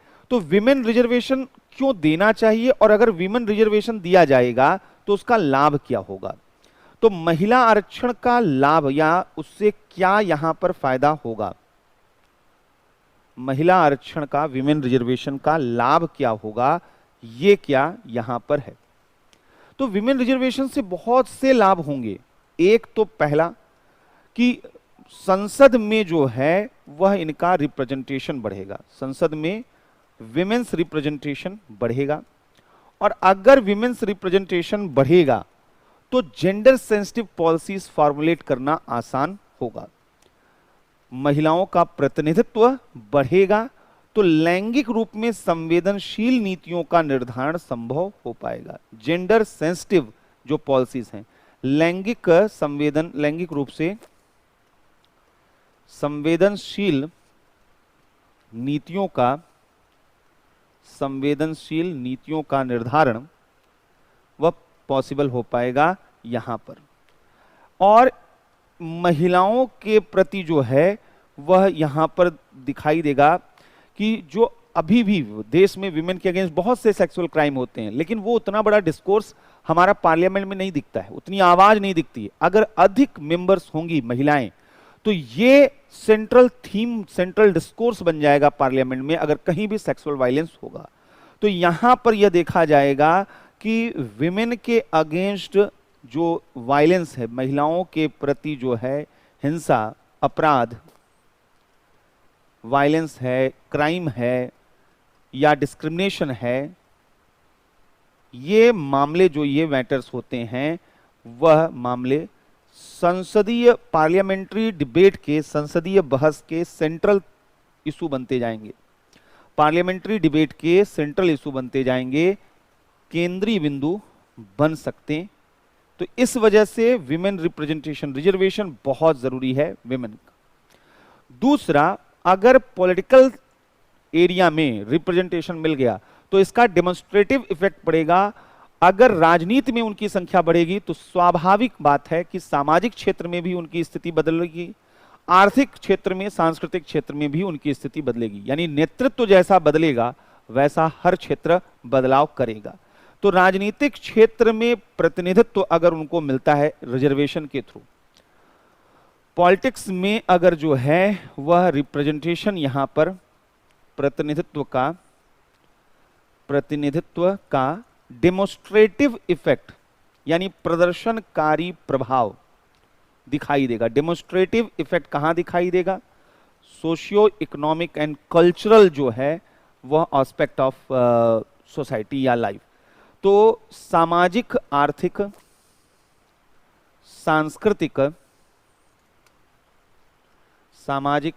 सांस्कृतिक क्षेत्रों में भी देखने को मिलेगा। अगर ऐसा होगा तो विमेन का जो सेल्फ कॉन्फिडेंस है वो बढ़ेगा और उनका सोशल एक्सेप्टेंस भी बढ़ेगा। महिलाओं के आत्मविश्वास में वृद्धि होगी, सेल्फ कॉन्फिडेंस जो है उनका बढ़ेगा, आत्मविश्वास में वृद्धि होगी और सोशल एक्सेप्टेंस, उनकी सामाजिक स्वीकार्यता भी बढ़ेगी। इसलिए रिजर्वेशन जो है जरूरी, इसलिए रिजर्वेशन जरूरी है। अगर विमेन रिजर्वेशन दिया जाएगा तो विमेंस का इंटरेस्ट पॉलिटिकल एरिया में बढ़ेगा और उनका पॉलिटिकल एक्टिविज्म भी बढ़ेगा। तो इससे जो है राजनीति के प्रति अभिरुचि जन्म लेगी, महिलाओं में इंटरेस्ट डेवलप होगा, राजनीति के प्रति पॉलिटिक्स को लेकर एक इंटरेस्ट यहां पर डेवलप होगा और इसके साथ साथ जो है वहां पर सक्रियता देखने को मिलेगी। पॉलिटिकल एक्टिविज्म विमेन का जो है वो बढ़ेगा, राजनीतिक सक्रियता भी बढ़ेगी। इससे विमेन जो रिलेटेड महिला आधारित जो संगठन हैं उनका भी, विमेन्स ऑर्गेनाइजेशन और विमेन मूवमेंट्स का महिलाओं के महिला संगठन और आंदोलनों को नया डायरेक्शन भी मिलेगा। अगर हम रिजर्वेशन देते हैं तो उसके कई इंपैक्ट पड़ेंगे, को नई दिशा वहां पर मिलेगी। दूसरा, ये माना जाता है कि विमेन अगर उनका पार्टिसिपेशन बढ़ेगा तो पार्लियामेंट में पार्लियामेंट्री डिसेंसी और ज्यादा बढ़ेगी, पार्लियामेंट्री डिसिप्लिन ज्यादा बढ़ेगा। अभी जो गाली गलौज और बदतमीजी वहां पर होती है कई बार, अब अगर महिलाओं की संख्या बढ़ेगी तो मेल मेंबर कम से कम अपने इमेज को लेकर तो कॉन्शियस होंगे और एक हद से ज्यादा वहां पर अशिष्टता नहीं होगी। तो संसदीय शिष्टाचार और अनुशासन में वृद्धि होगी। संसदीय शिष्टाचार जो है और अनुशासन जो है में सुधार दिखाई देगा अगर विमेन आती हैं, उनका नंबर बढ़ता है। और महिलाओं को माना जाता है कि उनका वर्किंग को जो कल्चर है, वर्किंग स्टाइल, वो बड़ा प्रोफेशनल होता है। जो भी वो काम करती हैं वो बहुत ही प्रोफेशनल तरीके से काम करती हैं। तो इससे संसद की कार्य संस्कृति, जो वर्किंग कल्चर है, संसद की कार्य संस्कृति और वर्क प्रोडक्टिविटी भी बढ़ेगी। संस्कृति और कार्य उत्पादकता में भी वृद्धि होगी, कार्य उत्पादकता में भी वृद्धि होगी। ऐसे रिसर्च आए हैं पीएसआर लेजिस्लेटिव के, पीआरएस लेजिस्लेटिव के, कि 16 लेजिस्लेटिव लोकसभा में, 16वीं लोकसभा में विमेन का, जितनी भी विमेन हैं उनका जो रोल रहा है वो सबसे ज्यादा सेंट्रल रहा है। तो महिला सांसदों का प्रदर्शन बेहतर रहा है। अगर उनका और ज्यादा यहां पर बढ़ता है तो यहां पर और ज्यादा इंपॉर्टेंस बढ़ेगा। लेकिन सवाल है कि आरक्षण क्यों नहीं मिल रहा है फिर? तो महिला आरक्षण में बाधा क्या है, विमेन रिजर्वेशन में बाधा क्या है, आखिर क्यों उनको इस तरीके से वेट करना पड़ रहा है? अब इसको समझिए। असल में ये विमेन रिजर्वेशन, सारी पॉलिटिकल पार्टी एग्री हैं कि विमेन को रिजर्वेशन मिलना चाहिए। सबसे इंपॉर्टेंट समझिए चीज क्या है। और विडंबना है उसके बावजूद विमेन रिजर्वेशन नहीं मिल पा रहा है, जबकि उसके 10 लाभ यहां पर बताए जा रहे हैं। अगर हम बताएं आपको फैक्चुअली कि पहली बार विमेन रिजर्वेशन का बिल कब आया, तो 1996 में पहली बार जो है, उस समय देवीगौड़ा साहब, एचडी देवगौड़ा, वो हमारे प्राइम मिनिस्टर हुआ करते थे। तो पहली बार देवगौड़ा साहब के समय में, जब प्राइम मिनिस्टर थे, देवगौड़ा सरकार में विमेन रिजर्वेशन का एक बिल प्रस्तुत किया गया था। महिला आरक्षण विधेयक जो है, पहली बार संसद में विमेन रिजर्वेशन बिल लाया गया था 96 में। इस विधेयक की समीक्षा के लिए एक पार्लियामेंट्री कमेटी बनाई गई थी जिसकी अध्यक्षता गीता मुखर्जी करती थी। तो इस विधेयक की समीक्षा के लिए गीता मुखर्जी जो है के लिए संयुक्त संसदीय समिति बनाई गई थी, एक ज्वाइंट पार्लियामेंट्री कमेटी बनाई गई थी, संयुक्त संसदीय समिति, जिसकी अध्यक्षता कौन कर रही थी? गीता मुखर्जी, जिसकी अध्यक्षता गीता मुखर्जी कर रही थी। उन्होंने उस वक्त कहा था कि महिलाओं को अगले 15 वर्षों के लिए 1/3 आरक्षण संसद में दे देना चाहिए। गीता मुखर्जी जो कमेटी थी, उन्होंने कहा था 1/3 आरक्षण को मिलना चाहिए, और इसमें इन्होंने कहा था आंग्ल भारतीय समुदाय की महिलाओं को लिए भी आरक्षण का प्रावधान होना चाहिए। लेकिन लोकसभा का विघटन हो गया और यह विधेयक पारित नहीं हो पाया। तो लोकसभा के विघटन के कारण विधेयक पारित नहीं हो पाया। लोकसभा के विघटन के कारण विधेयक पारित नहीं हो पाया, तो ये आगे बढ़ नहीं पाया मामला। फिर इसके बाद यहीं पे मामला नहीं रुका, इसके बाद देखा गया 96 के बाद 98 और 99 में भी ऐसा विधेयक जो है वह प्रस्तुत किया गया, लेकिन फिर वो पारित नहीं हो पाया, पास नहीं हो पाया। आगे चलकर 2008 में यूपीए सरकार द्वारा 2008 में यूपीए सरकार द्वारा, कांग्रेस सरकार द्वारा पुनः यहां पर महिला आरक्षण का विधेयक लाया गया, विमेन रिजर्वेशन बिल लाया गया। इस बिल में कई इंपॉर्टेंट फीचर्स थे। इसमें कहा गया था कि लोकसभा और प्रत्येक राज्य की विधानसभा के लिए 1/3 सीटों पर महिलाओं को आरक्षण दिया जाएगा। अनुसूचित जाति और जनजाति और आंग्ल भारतीय समुदाय की महिलाओं को कोटा के अंदर कोटा दिया जाएगा, यानी 1/3 सीट अगर महिलाओं को दिया गया तो उसमें SC ST महिलाओं को अलग से दिया जाएगा और आंग्ल समुदाय की महिलाओं को दिया जाएगा, और हर एक जनरल इलेक्शन के बाद रिजर्व सीटों को रोटेशनल बेसिस पर वहां पर किया जाएगा। तो कुल मिलाकर ये जब विधेयक यहां पर आ रहे थे बार बार, तो फिर विधेयक पारित नहीं हो पा रहा था। तो विधेयक अब क्यों पारित नहीं हो पा रहा था? अब तो लोकसभा का विघटन नहीं हुआ था, तो आम सहमति का अभाव, जो सबसे बड़ा प्रॉब्लम है, आम सहमति का अभाव देखा जा रहा है पॉलिटिकल पार्टीज में। और वह आम सहमति का अभाव क्यों दिख रहा है?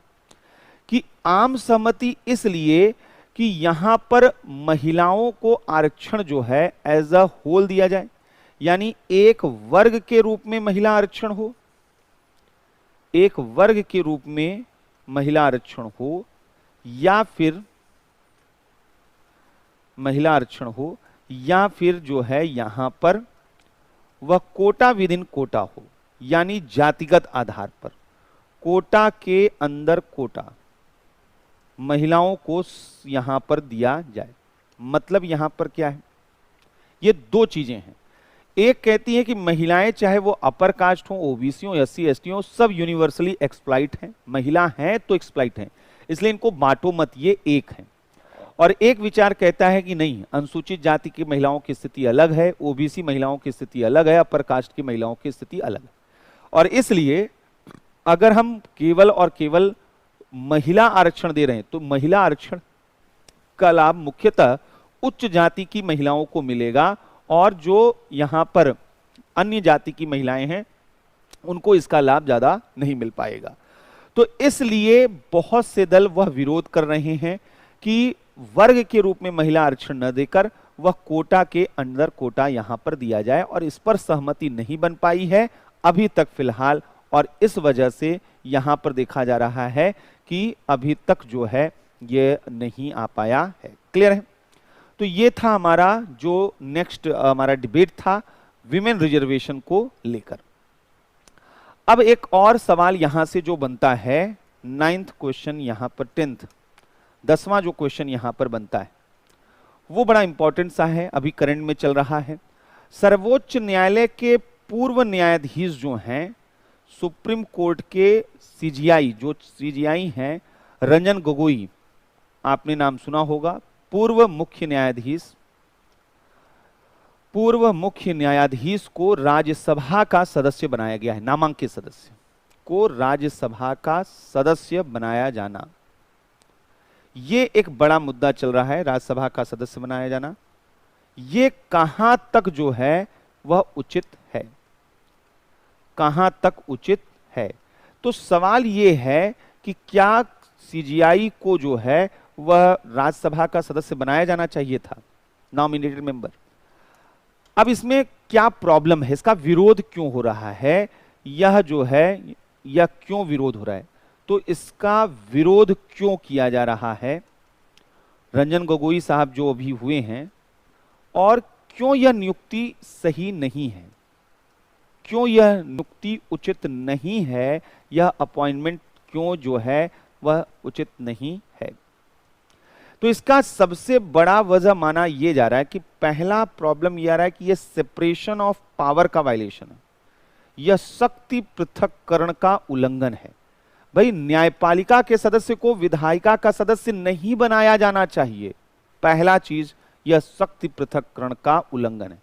और यही नहीं तो यहां पे क्यों, क्योंकि न्यायपालिका का सदस्य जो है वो कौन बन रहा है, न्यायपालिका का सदस्य विधायिका का सदस्य कैसे, मेंबर ऑफ जुडिशरी जो है भले ही वो रिटायर्ड हो, वह लेजिस्लेचर का मेंबर अगर बन रहा है तो ये गलत माना जाता। दूसरा, यहां पर प्रॉब्लम ये है कि आपको जो है जुडिशियल जो इंडिपेंडेंस है, न्यायिक स्वतंत्रता की धारणा इससे प्रभावित हो रही है। यह जुडिशियल इंडिपेंडेंस के अगेंस्ट है, न्यायिक स्वतंत्रता के विरुद्ध है। असल में ऐसी नियुक्ति को यह माना जाता है कि ऐसी नियुक्ति क्यों होती है कि अपने कार्यकाल में भविष्य के लाभ के लिए, यह एक तरीके से भविष्य के लाभ के लिए सरकार के पक्ष में निर्णय देने के लिए प्रेरित करती है वर्तमान न्यायाधीशों को कि भैया हम भी कल को अगर रिटायर होंगे तो हमें भी रिटायर होकर बैठना नहीं पड़ेगा, राज्यसभा भेज दिया जाएगा अगर हम सरकार के फेवर में जो है वोट देते हैं। तो यह भविष्य में लाभ के लिए, भविष्य में लाभ के लिए या भविष्य के लाभ के लिए, भविष्य के लाभ के लिए सरकार के पक्ष में निर्णय देने की प्रेरणा, सरकार के पक्ष में, सरकार के पक्ष में निर्णय देने की प्रवृत्ति को बढ़ावा देती। इससे सबसे बड़ी समस्या जुडिशियल जो इम्पार्शियलिटी है वो खत्म होगा, जुडिशियल फेवरिज्म, न्यायिक पक्षपात में वृद्धि होती है। इससे जुडिशियल फेवरिज्म बढ़ता है। और सबसे बड़ी चीज क्या है कि इससे जो है जुडिशरी के लेजिटिमेसी पर ही संकट हो जाता है, लेजिटिमेसी क्राइसिस, या न्यायपालिका की वैधता पर संकट। अब जिन्होंने भी सुना उन्होंने कहना शुरू कर दिया कि रंजन गोगोई साहब जो हैं उन्होंने देखा, अच्छा किया, उन्होंने सरकार के पक्ष में निर्णय कई दे दिए और आज देखो राज्यसभा के सदस्य। तो लोगों का न्यायपालिका पर भरोसा उठने लगता है, तो न्यायपालिका की वैधता पर संकट जो है यहां शुरू हो जाता है। और माना जाता है कि सरकार के प्रति जो है कमिटेड जुडिशरी का कंसेप्ट जो है वह मजबूत होने लगता है। सरकार के प्रति निष्ठावान न्यायपालिका की धारणा, निष्ठावान न्यायपालिका की धारणा जो है वह मजबूत होने लगती, निष्ठावान न्यायपालिका की धारणा मजबूत या प्रभावी दिखाई देने लगती है। और अगर ऐसा हुआ तो पार्लियामेंट्री डिक्टेटरशिप जो है वो बढ़ेगा, ये एक नए खतरे के रूप में दिखाई देगा। तो इसलिए भी ये ध्यान रखना चाहिए कि ऐसा जो है अपॉइंटमेंट सही नहीं है। चौथा कि यह इंडियन डेमोक्रेसी के इफेक्टिव जो है फंक्शनिंग के लिए भी वह खतरा है। यह भारतीय, यहां पर संसदीय लोकतंत्र के, भारतीय संसदीय लोकतंत्र पार्लियामेंट्री डेमोक्रेसी के लिए भी खतरा है, थ्रेट है कि प्रभावी जो है यहां पर कार्यकरण के लिए, फंक्शनिंग के लिए खतरा है। आखिर इसे क्यों थ्रेट माना जा रहा है पार्लियामेंट्री डेमोक्रेसी के अगेंस्ट? इसकी वजह यह है कि अभी तक जुडिशरी जो है वह लेजिस्लेचर और एग्जीक्यूटिव दोनों को कंट्रोल करती थी, लेकिन अब अगर जुडिशरी इम्पार्शियल नहीं रही तो फिर उसकी कंट्रोलिंग जो कैपेसिटी है वो क्या हो जाएगी, वह कमजोर।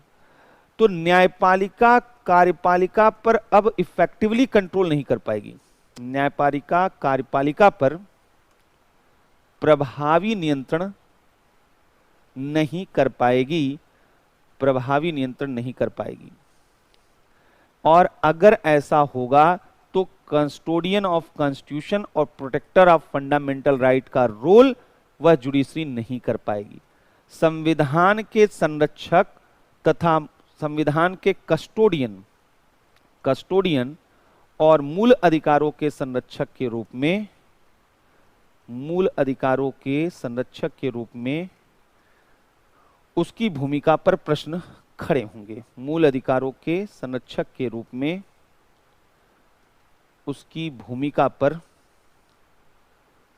प्रश्न खड़े होंगे। ऐसा ही एक अनुशंसा लॉ कमीशन ने किया हुआ था कि जो रिटायर्ड जजेस हैं उनको गवर्नमेंट ऑफ इंडिया के अधीन किसी भी तरीके का कोई ऑफिस होल्ड न करने दिया जाए। लेकिन क्या यह नियुक्ति उचित है? तो उसके फेवर में भी लोगों ने अपने अपने आर्गुमेंट दिए हैं कि यह नियुक्ति उचित है। पहला और सबसे बड़ा इसका पॉइंट यह है कि कोई भी ऐसा कॉन्स्टिट्यूशनल या लीगल ऑब्लिगेशन नहीं है कि जहां पर किसी जजेस को वह पार्लियामेंट का मेंबर बनने से रोका जाए। आज तक ऐसा कोई प्रावधान ही संविधान में कहीं लिखा ही नहीं है कि न्यायपालिका का कोई न्यायाधीश वो रिटायरमेंट के बाद संसद का सदस्य नहीं हो सकता है। यहां तक कि ये तो बहस वह संसद में उठा भी था, डॉक्टर अंबेडकर ने इस पर क्लेरिफिकेशन भी दिया था। बात उठा कि अगर कोई न्यायपालिका का आदमी जो है इस तरीके से आकर वो संसद का सदस्य बनेगा तो ये सही है, या लिख दिया जाए कि कोई न्यायाधीश जो है संसद का सदस्य नहीं बन सकता। उन्होंने कहा कि अरे नहीं, ऐसा नहीं। अगर कोई जज है रिटायरमेंट के बाद, इतने वास्ट एक्सपीरियंस उसके पास है, बहुत छोटी छोटी बारीक चीजों की जानकारियां उस न्यायाधीश के पास हैं, तो अगर वह हाउस में अगर जाएगा तो सोचिए अपने लीगल एक्सपर्टनेस की वजह से वह वहां बनने वाले कानूनों और डिबेट डिस्कशन के लेवल को कितना रेज कर देगा।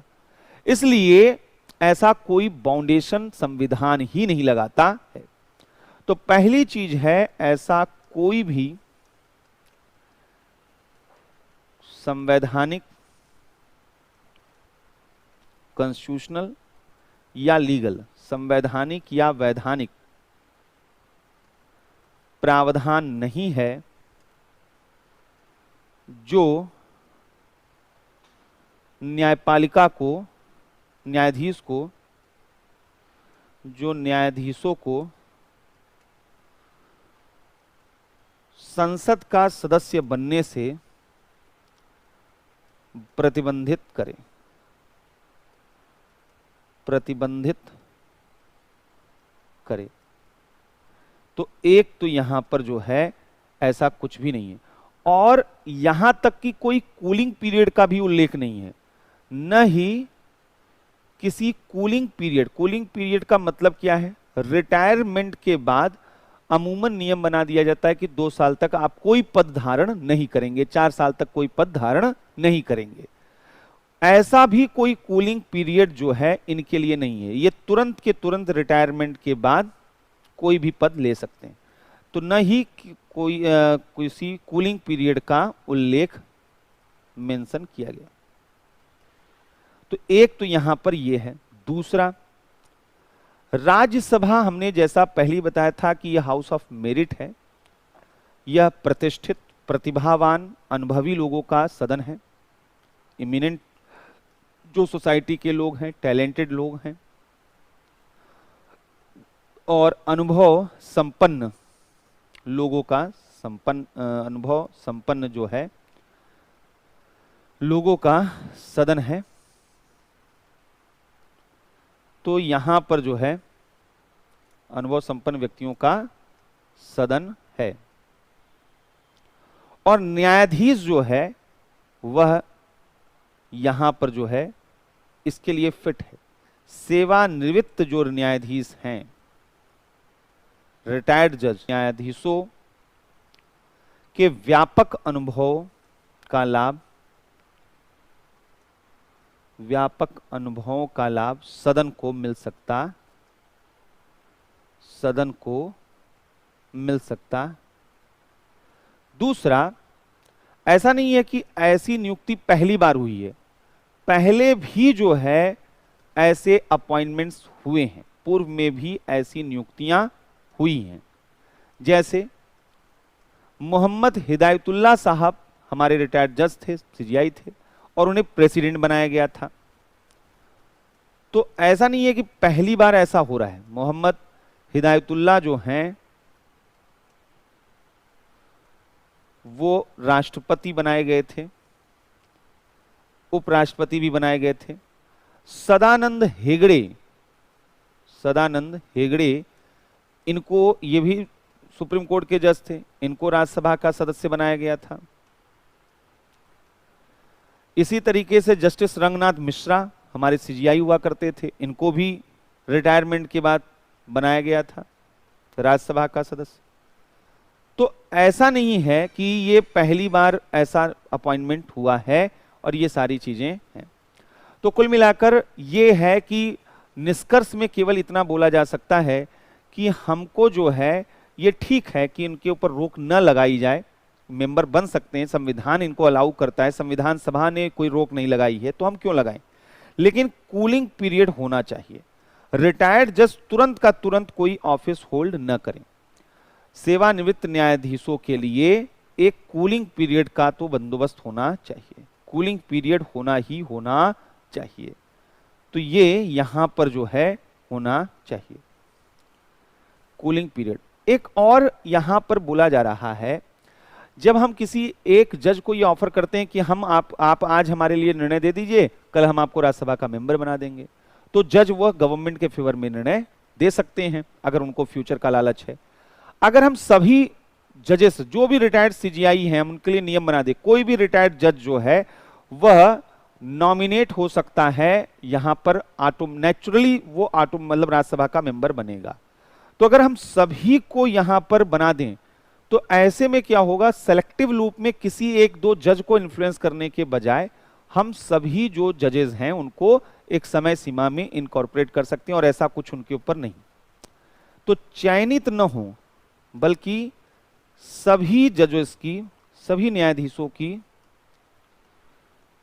चयनित नहीं बल्कि सभी सेवानिवृत्त न्यायाधीशों की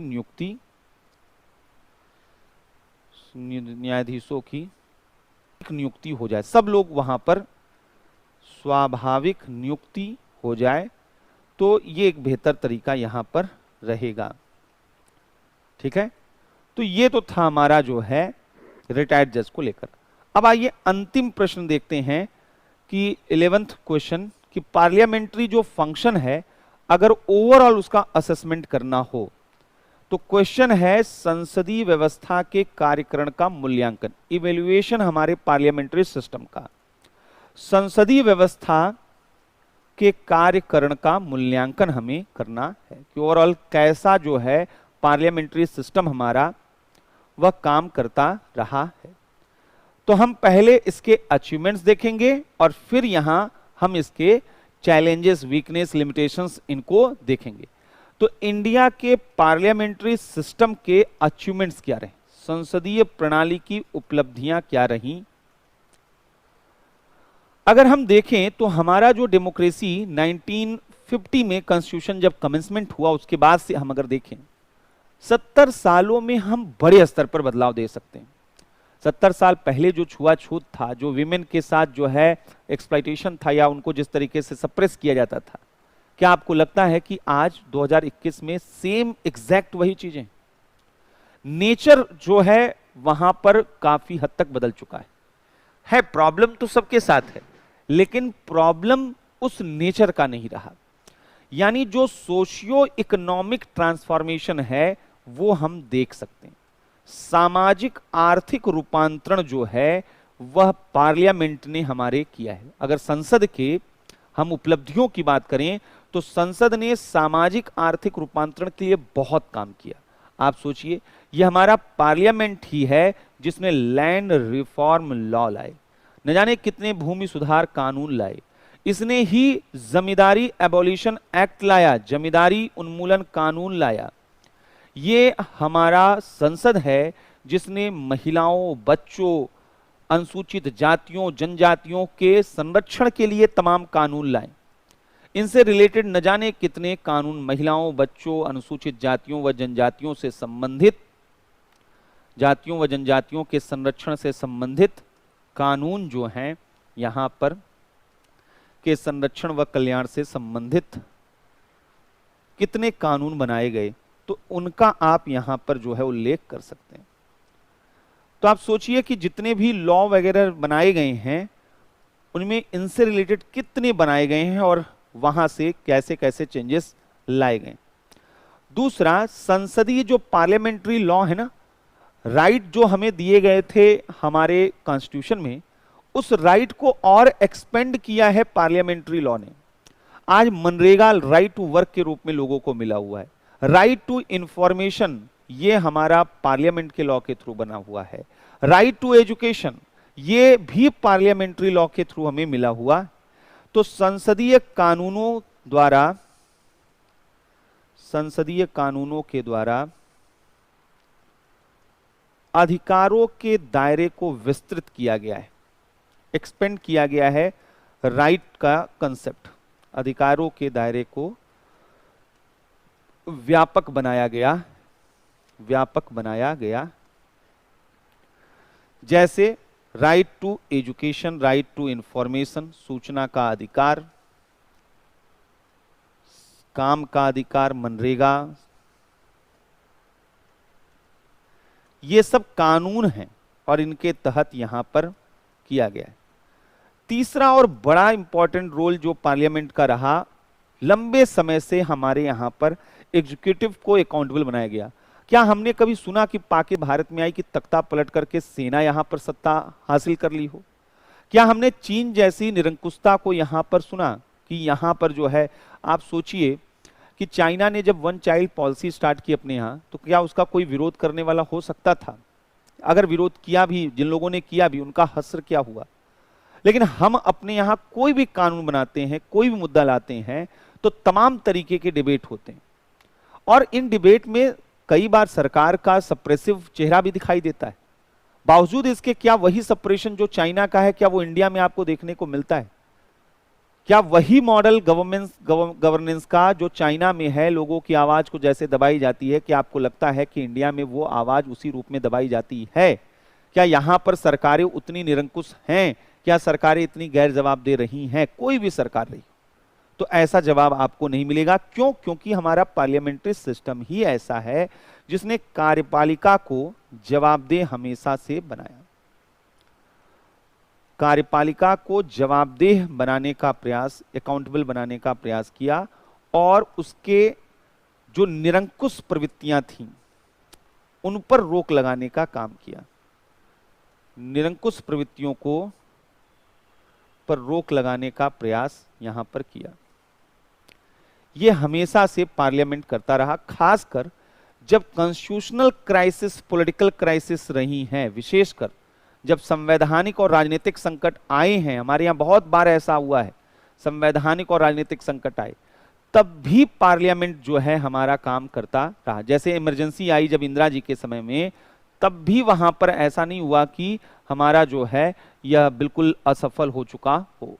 तो यहां पर हमने विवादों का लोकतांत्रिक समाधान सीखा है, हमने डेमोक्रेटिक जो है यहां सेटलमेंट्स कॉन्फ्लिक्ट्स का देखा है, विवादों का लोकतांत्रिक समाधान हम हमेशा करते आए हैं। तो ये हमारा अचीवमेंट रहा है आज तक। समस्याएं हमारे यहां बहुत थी, बावजूद उसके हम हमेशा नए परिस्थितियों के अनुरूप अपने को ढाल पाए। हमारा संसद जो है वह स्टेटस के इनर्शिया के फेज में नहीं रहा है कि एकदम जड़वत रहा हो। हमारा पार्लियामेंट समय के साथ अपने को चेंज करता रहा है। तो नवीन परिस्थितियों के अनुरूप परिवर्तन यहां पर किए जाते रहे, के अनुरूप परिवर्तन हमने किए हैं। कई संसदीय कानून, आज हम साइबर लॉ बना रहे हैं, साइबर कानून है, कई एनवायरमेंटल लॉ हैं हमारे यहाँ पर, कई पर्यावरणीय कानून हमारे यहाँ हैं।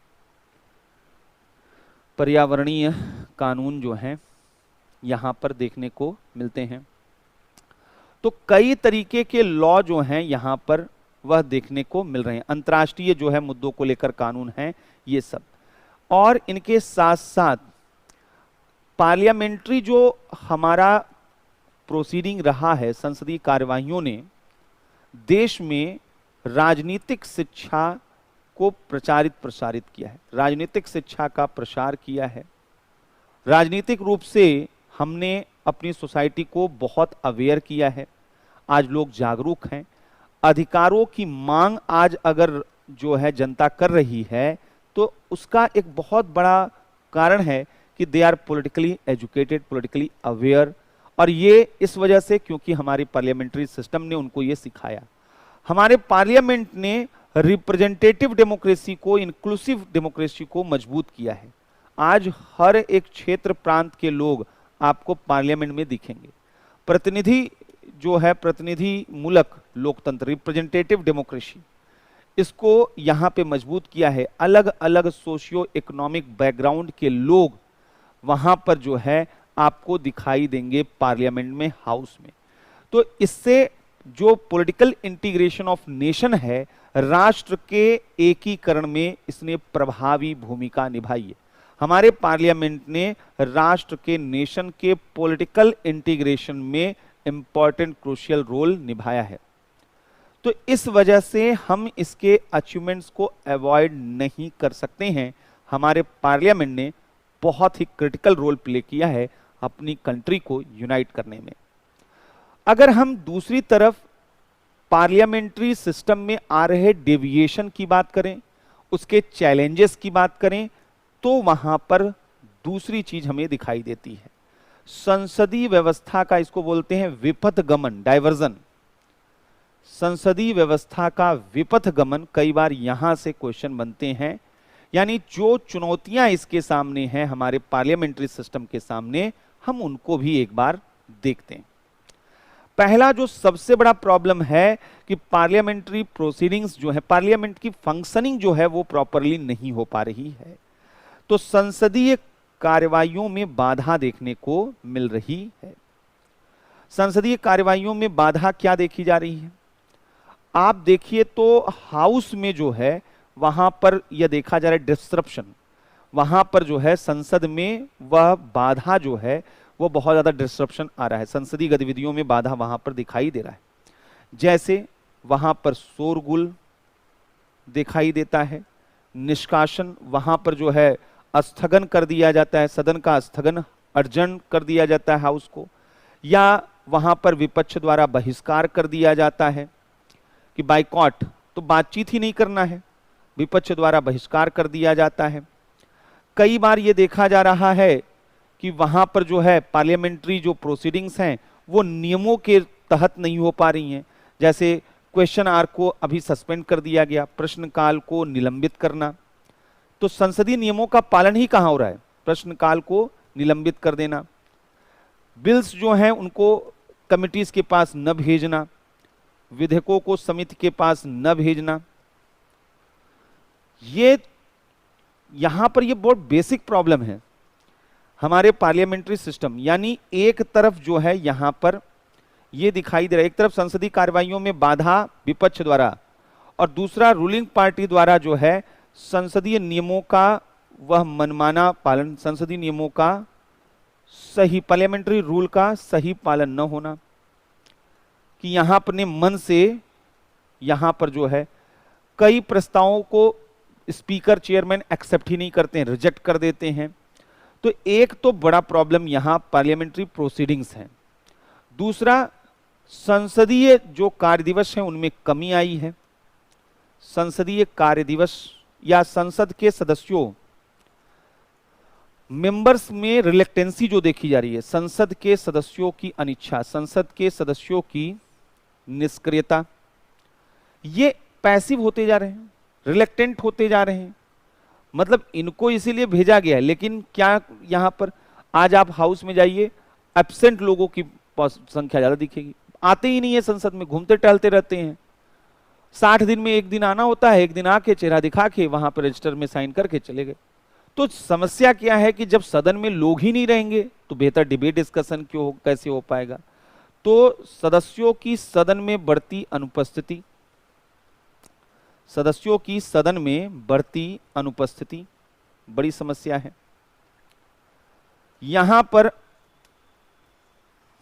यहां पर दूसरा प्रॉब्लम क्या है?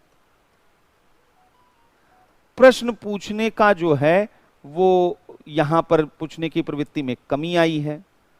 मेंबर्स प्रश्न ही नहीं पूछते हैं, 5 से 10 क्वेश्चन पूछे जा रहे हैं जो कि 20 क्वेश्चन आवर में पूछने चाहिए। प्रश्न पूछने की प्रवृत्ति में कमी आ रही है। ये सब चैलेंजेस हैं। संसदीय प्रस्ताव कम प्रस्तुत हो रहे हैं। संसदीय प्रस्ताव कम प्रस्तुत हो रहे हैं। एडजमेंट मोशन तो केवल एक प्रस्तुत हुआ पिछली बार, बड़ा चौंकाने वाला रहा कि एडजमेंट मोशन जैसे टूल्स अपोजिशन के पास बड़े इफेक्टिवली यूज होने चाहिए, लेकिन वहां पर नहीं कर रहे हैं। तो संसदीय प्रस्ताव का कम प्रयोग, तो ये बता रहा है कि कहीं ना कहीं निष्क्रिय होते जा रहे हैं पार्लियामेंट में लोग। तीसरा, राष्ट्रीय मुद्दों पर पार्टी बेसिस पर डिवीजन, जो राष्ट्रीय मुद्दे हैं उस पर दलगत विभाजन, दलीय विभाजन देखने को मिल रहा है। मतलब ऐसा पहले नहीं देखा जाता था, रूलिंग पार्टी अपोजिशन मिलजुल, कुछ मुद्दे ऐसे होते थे जहां दोनों के हित एक होते थे, लेकिन आज जो है यहां पर सत्ताधारी दल और विपक्षी दल के बीच बिल्कुल एडवर्स रिलेशन है। आज हम देखते हैं कि हमारे पास क्रिएटिव जो है, रचनात्मक विपक्ष नहीं, अपोजिशन बहुत क्रिएटिव नहीं हो पा रही है, रचनात्मक विपक्ष नहीं, विरोध के लिए विरोध कर रही है। कोई भी मुद्दा मिल जाए, बस सरकार के खिलाफ गुस्सा लोगों के अंदर पैदा कर दिया जाए, लोगों को बिल्कुल वहां बेचैन कर दिया जाए। तो ये पॉइंट स्कोर करने वाला पॉलिटिक्स चल रहा है कि अगर चीजें खराब हो जाए तो बहुत अच्छी बात है, सिस्टम अगर सही नहीं चल रहे और सरकार की बदनामी हो तो इससे अच्छी चीज क्या है। वहां पर सही चीजों को सही करने के लिए जो एक एनर्जी दिखनी चाहिए वो कई बार नहीं दिखती है। और उधर सत्ताधारी दल, तो सत्ताधारी दल भी जो है उदार नहीं दिख रही है। सत्ताधारी दल जो है, सत्ताधारी दल भी विपक्ष के प्रति उदार नहीं दिख रही है। अपोजिशन को लेकर जो है उसमें भी हठ धर्मिता, वो एक्सेप्टेंस कि भाई कोई मुद्दा आया और प्रधानमंत्री ने जो अपोजिशन पार्टी के लीडर हैं या बड़े नेता हैं उनको फोन किया, उन्होंने कहा आइए बैठते हैं, हम लोग मिलते हैं, बातचीत करते हैं। हालांकि कोविड दौर में एक दो ऐसे मौके आए, लेकिन ये चीजें होनी चाहिए, हेल्दी ट्रेडिशन होना चाहिए। पॉलिटिकल पार्टी के बीच आपसी जो है सत्ता को लेकर जो संघर्ष है वो अलग बात है, और देश के जो मुद्दे हैं उन मुद्दों पर बात करने के लिए एकजुट होना ये अलग बात है। चौथा सबसे बड़ा problem money power, muscle power. संसद में धन बल और बाहुबल की भूमिका बढ़ रही है। धन बल और बाहुबल, इन दोनों की भूमिका जो है वह बढ़ गई है, मनी पावर और मसल पावर की। एडीआर की अगर रिपोर्ट को देखें तो जो 17th लोकसभा इस वक्त की है, इसमें 233 सांसदों पर यानी 43% सांसद जो हैं इन पर आपराधिक मामले चल रहे हैं, आपराधिक मामले चल रहे हैं। और इनमें भी 29% ऐसे सांसद हैं जो जिनके ऊपर सबसे सीरियस चार्ज लगे हुए, मर्डर और रेप जैसे। 159 सांसदों पर गंभीर आपराधिक मामले दर्ज हैं।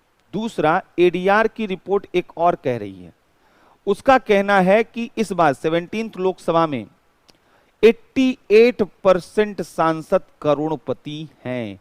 आप समझ रहे हैं इस बात को, यानी कोई जो है सामान्य पति वह तो यहां पर जाने से न सोचे, करोड़पति हैं 88%। और जब इनका एवरेज इनकम निकाला गया तो लगभग 20 करोड़ रुपीस। तो सांसद बनना है अगर, तो भूल जाइए कि हजार और लाख रुपए किसी के पास है, करोड़ों रुपए यहां पर चाहिए। तो धनबल और बाहुबल की बढ़ती भूमिका को ही तो यह बता रहा है। तो यह एलिटिस्ट नेचर हो गया है, अभिजात्य स्वरूप इसका हो गया है। हमारा पार्लियामेंट जो है उसका नेचर एलिटिस्ट हो चुका है, अभिजात्य स्वरूप यहां पर हो चुका है।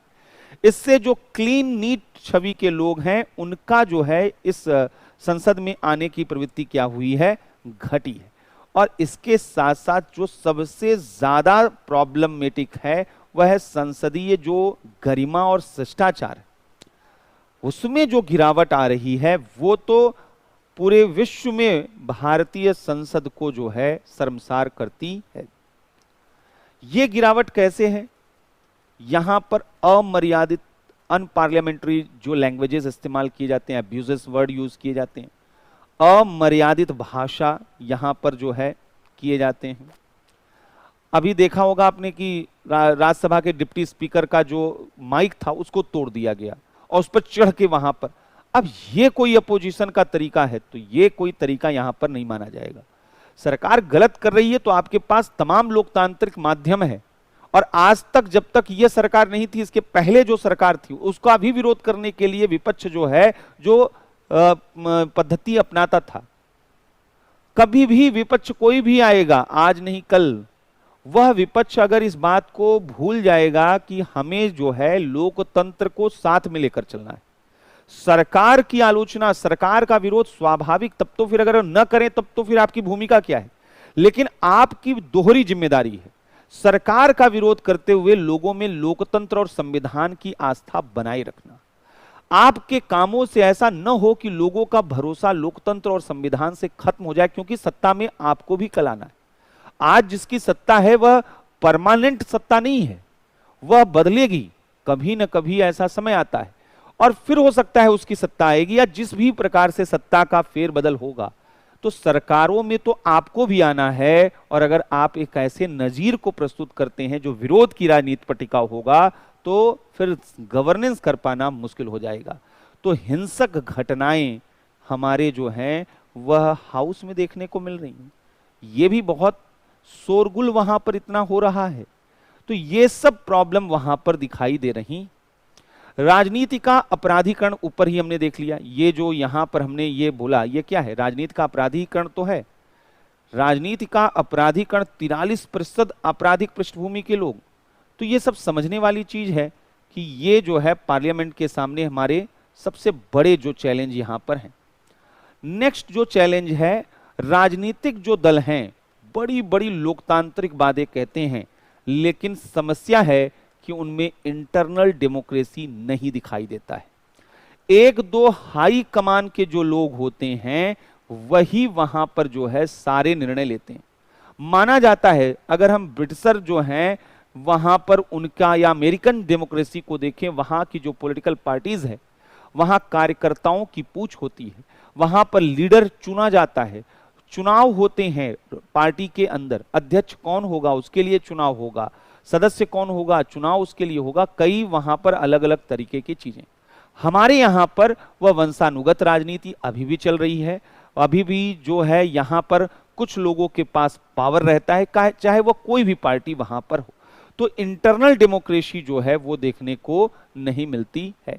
और जो पार्लियामेंट के अलग अलग ऑफिसेज हैं, अलग अलग ऑफिसर हैं, उनकी भी जो भूमिका है संसदीय पदाधिकारियों की, वह भी बहुत ही ज्यादा डिस्प्यूटेड है। संसदीय पदाधिकारियों की विवादास्पद भूमिका उनके पक्षपात की वजह से, फेवरिज्म की वजह से, तो ये सब यहां पर देखने को मिल रहा है। तो फिर करना क्या चाहिए? तो ऊपर जितनी चीजें बताए हैं अगर उन्हीं को हम इंप्रूव कर दें, मतलब पार्लियामेंट के जो वर्किंग डे हैं उनको हम फिक्स कर दें, कार्य दिवस को, वार्षिक कैलेंडर लेकर आएं।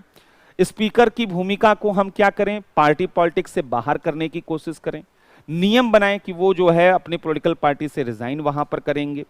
हम यहां पर एंटी डिफेक्शन लॉ में जो है चेंजेस लाएं, जिससे कि वहां पर इंटरनल डेमोक्रेसी प्रभावित न हो।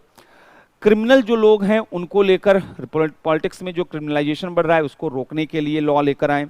हम इसके साथ साथ यहाँ पर गवर्नमेंट और रूलिंग पार्टी और अपोजिशन के बीच में कोऑर्डिनेशन बनाने का प्रयास करें।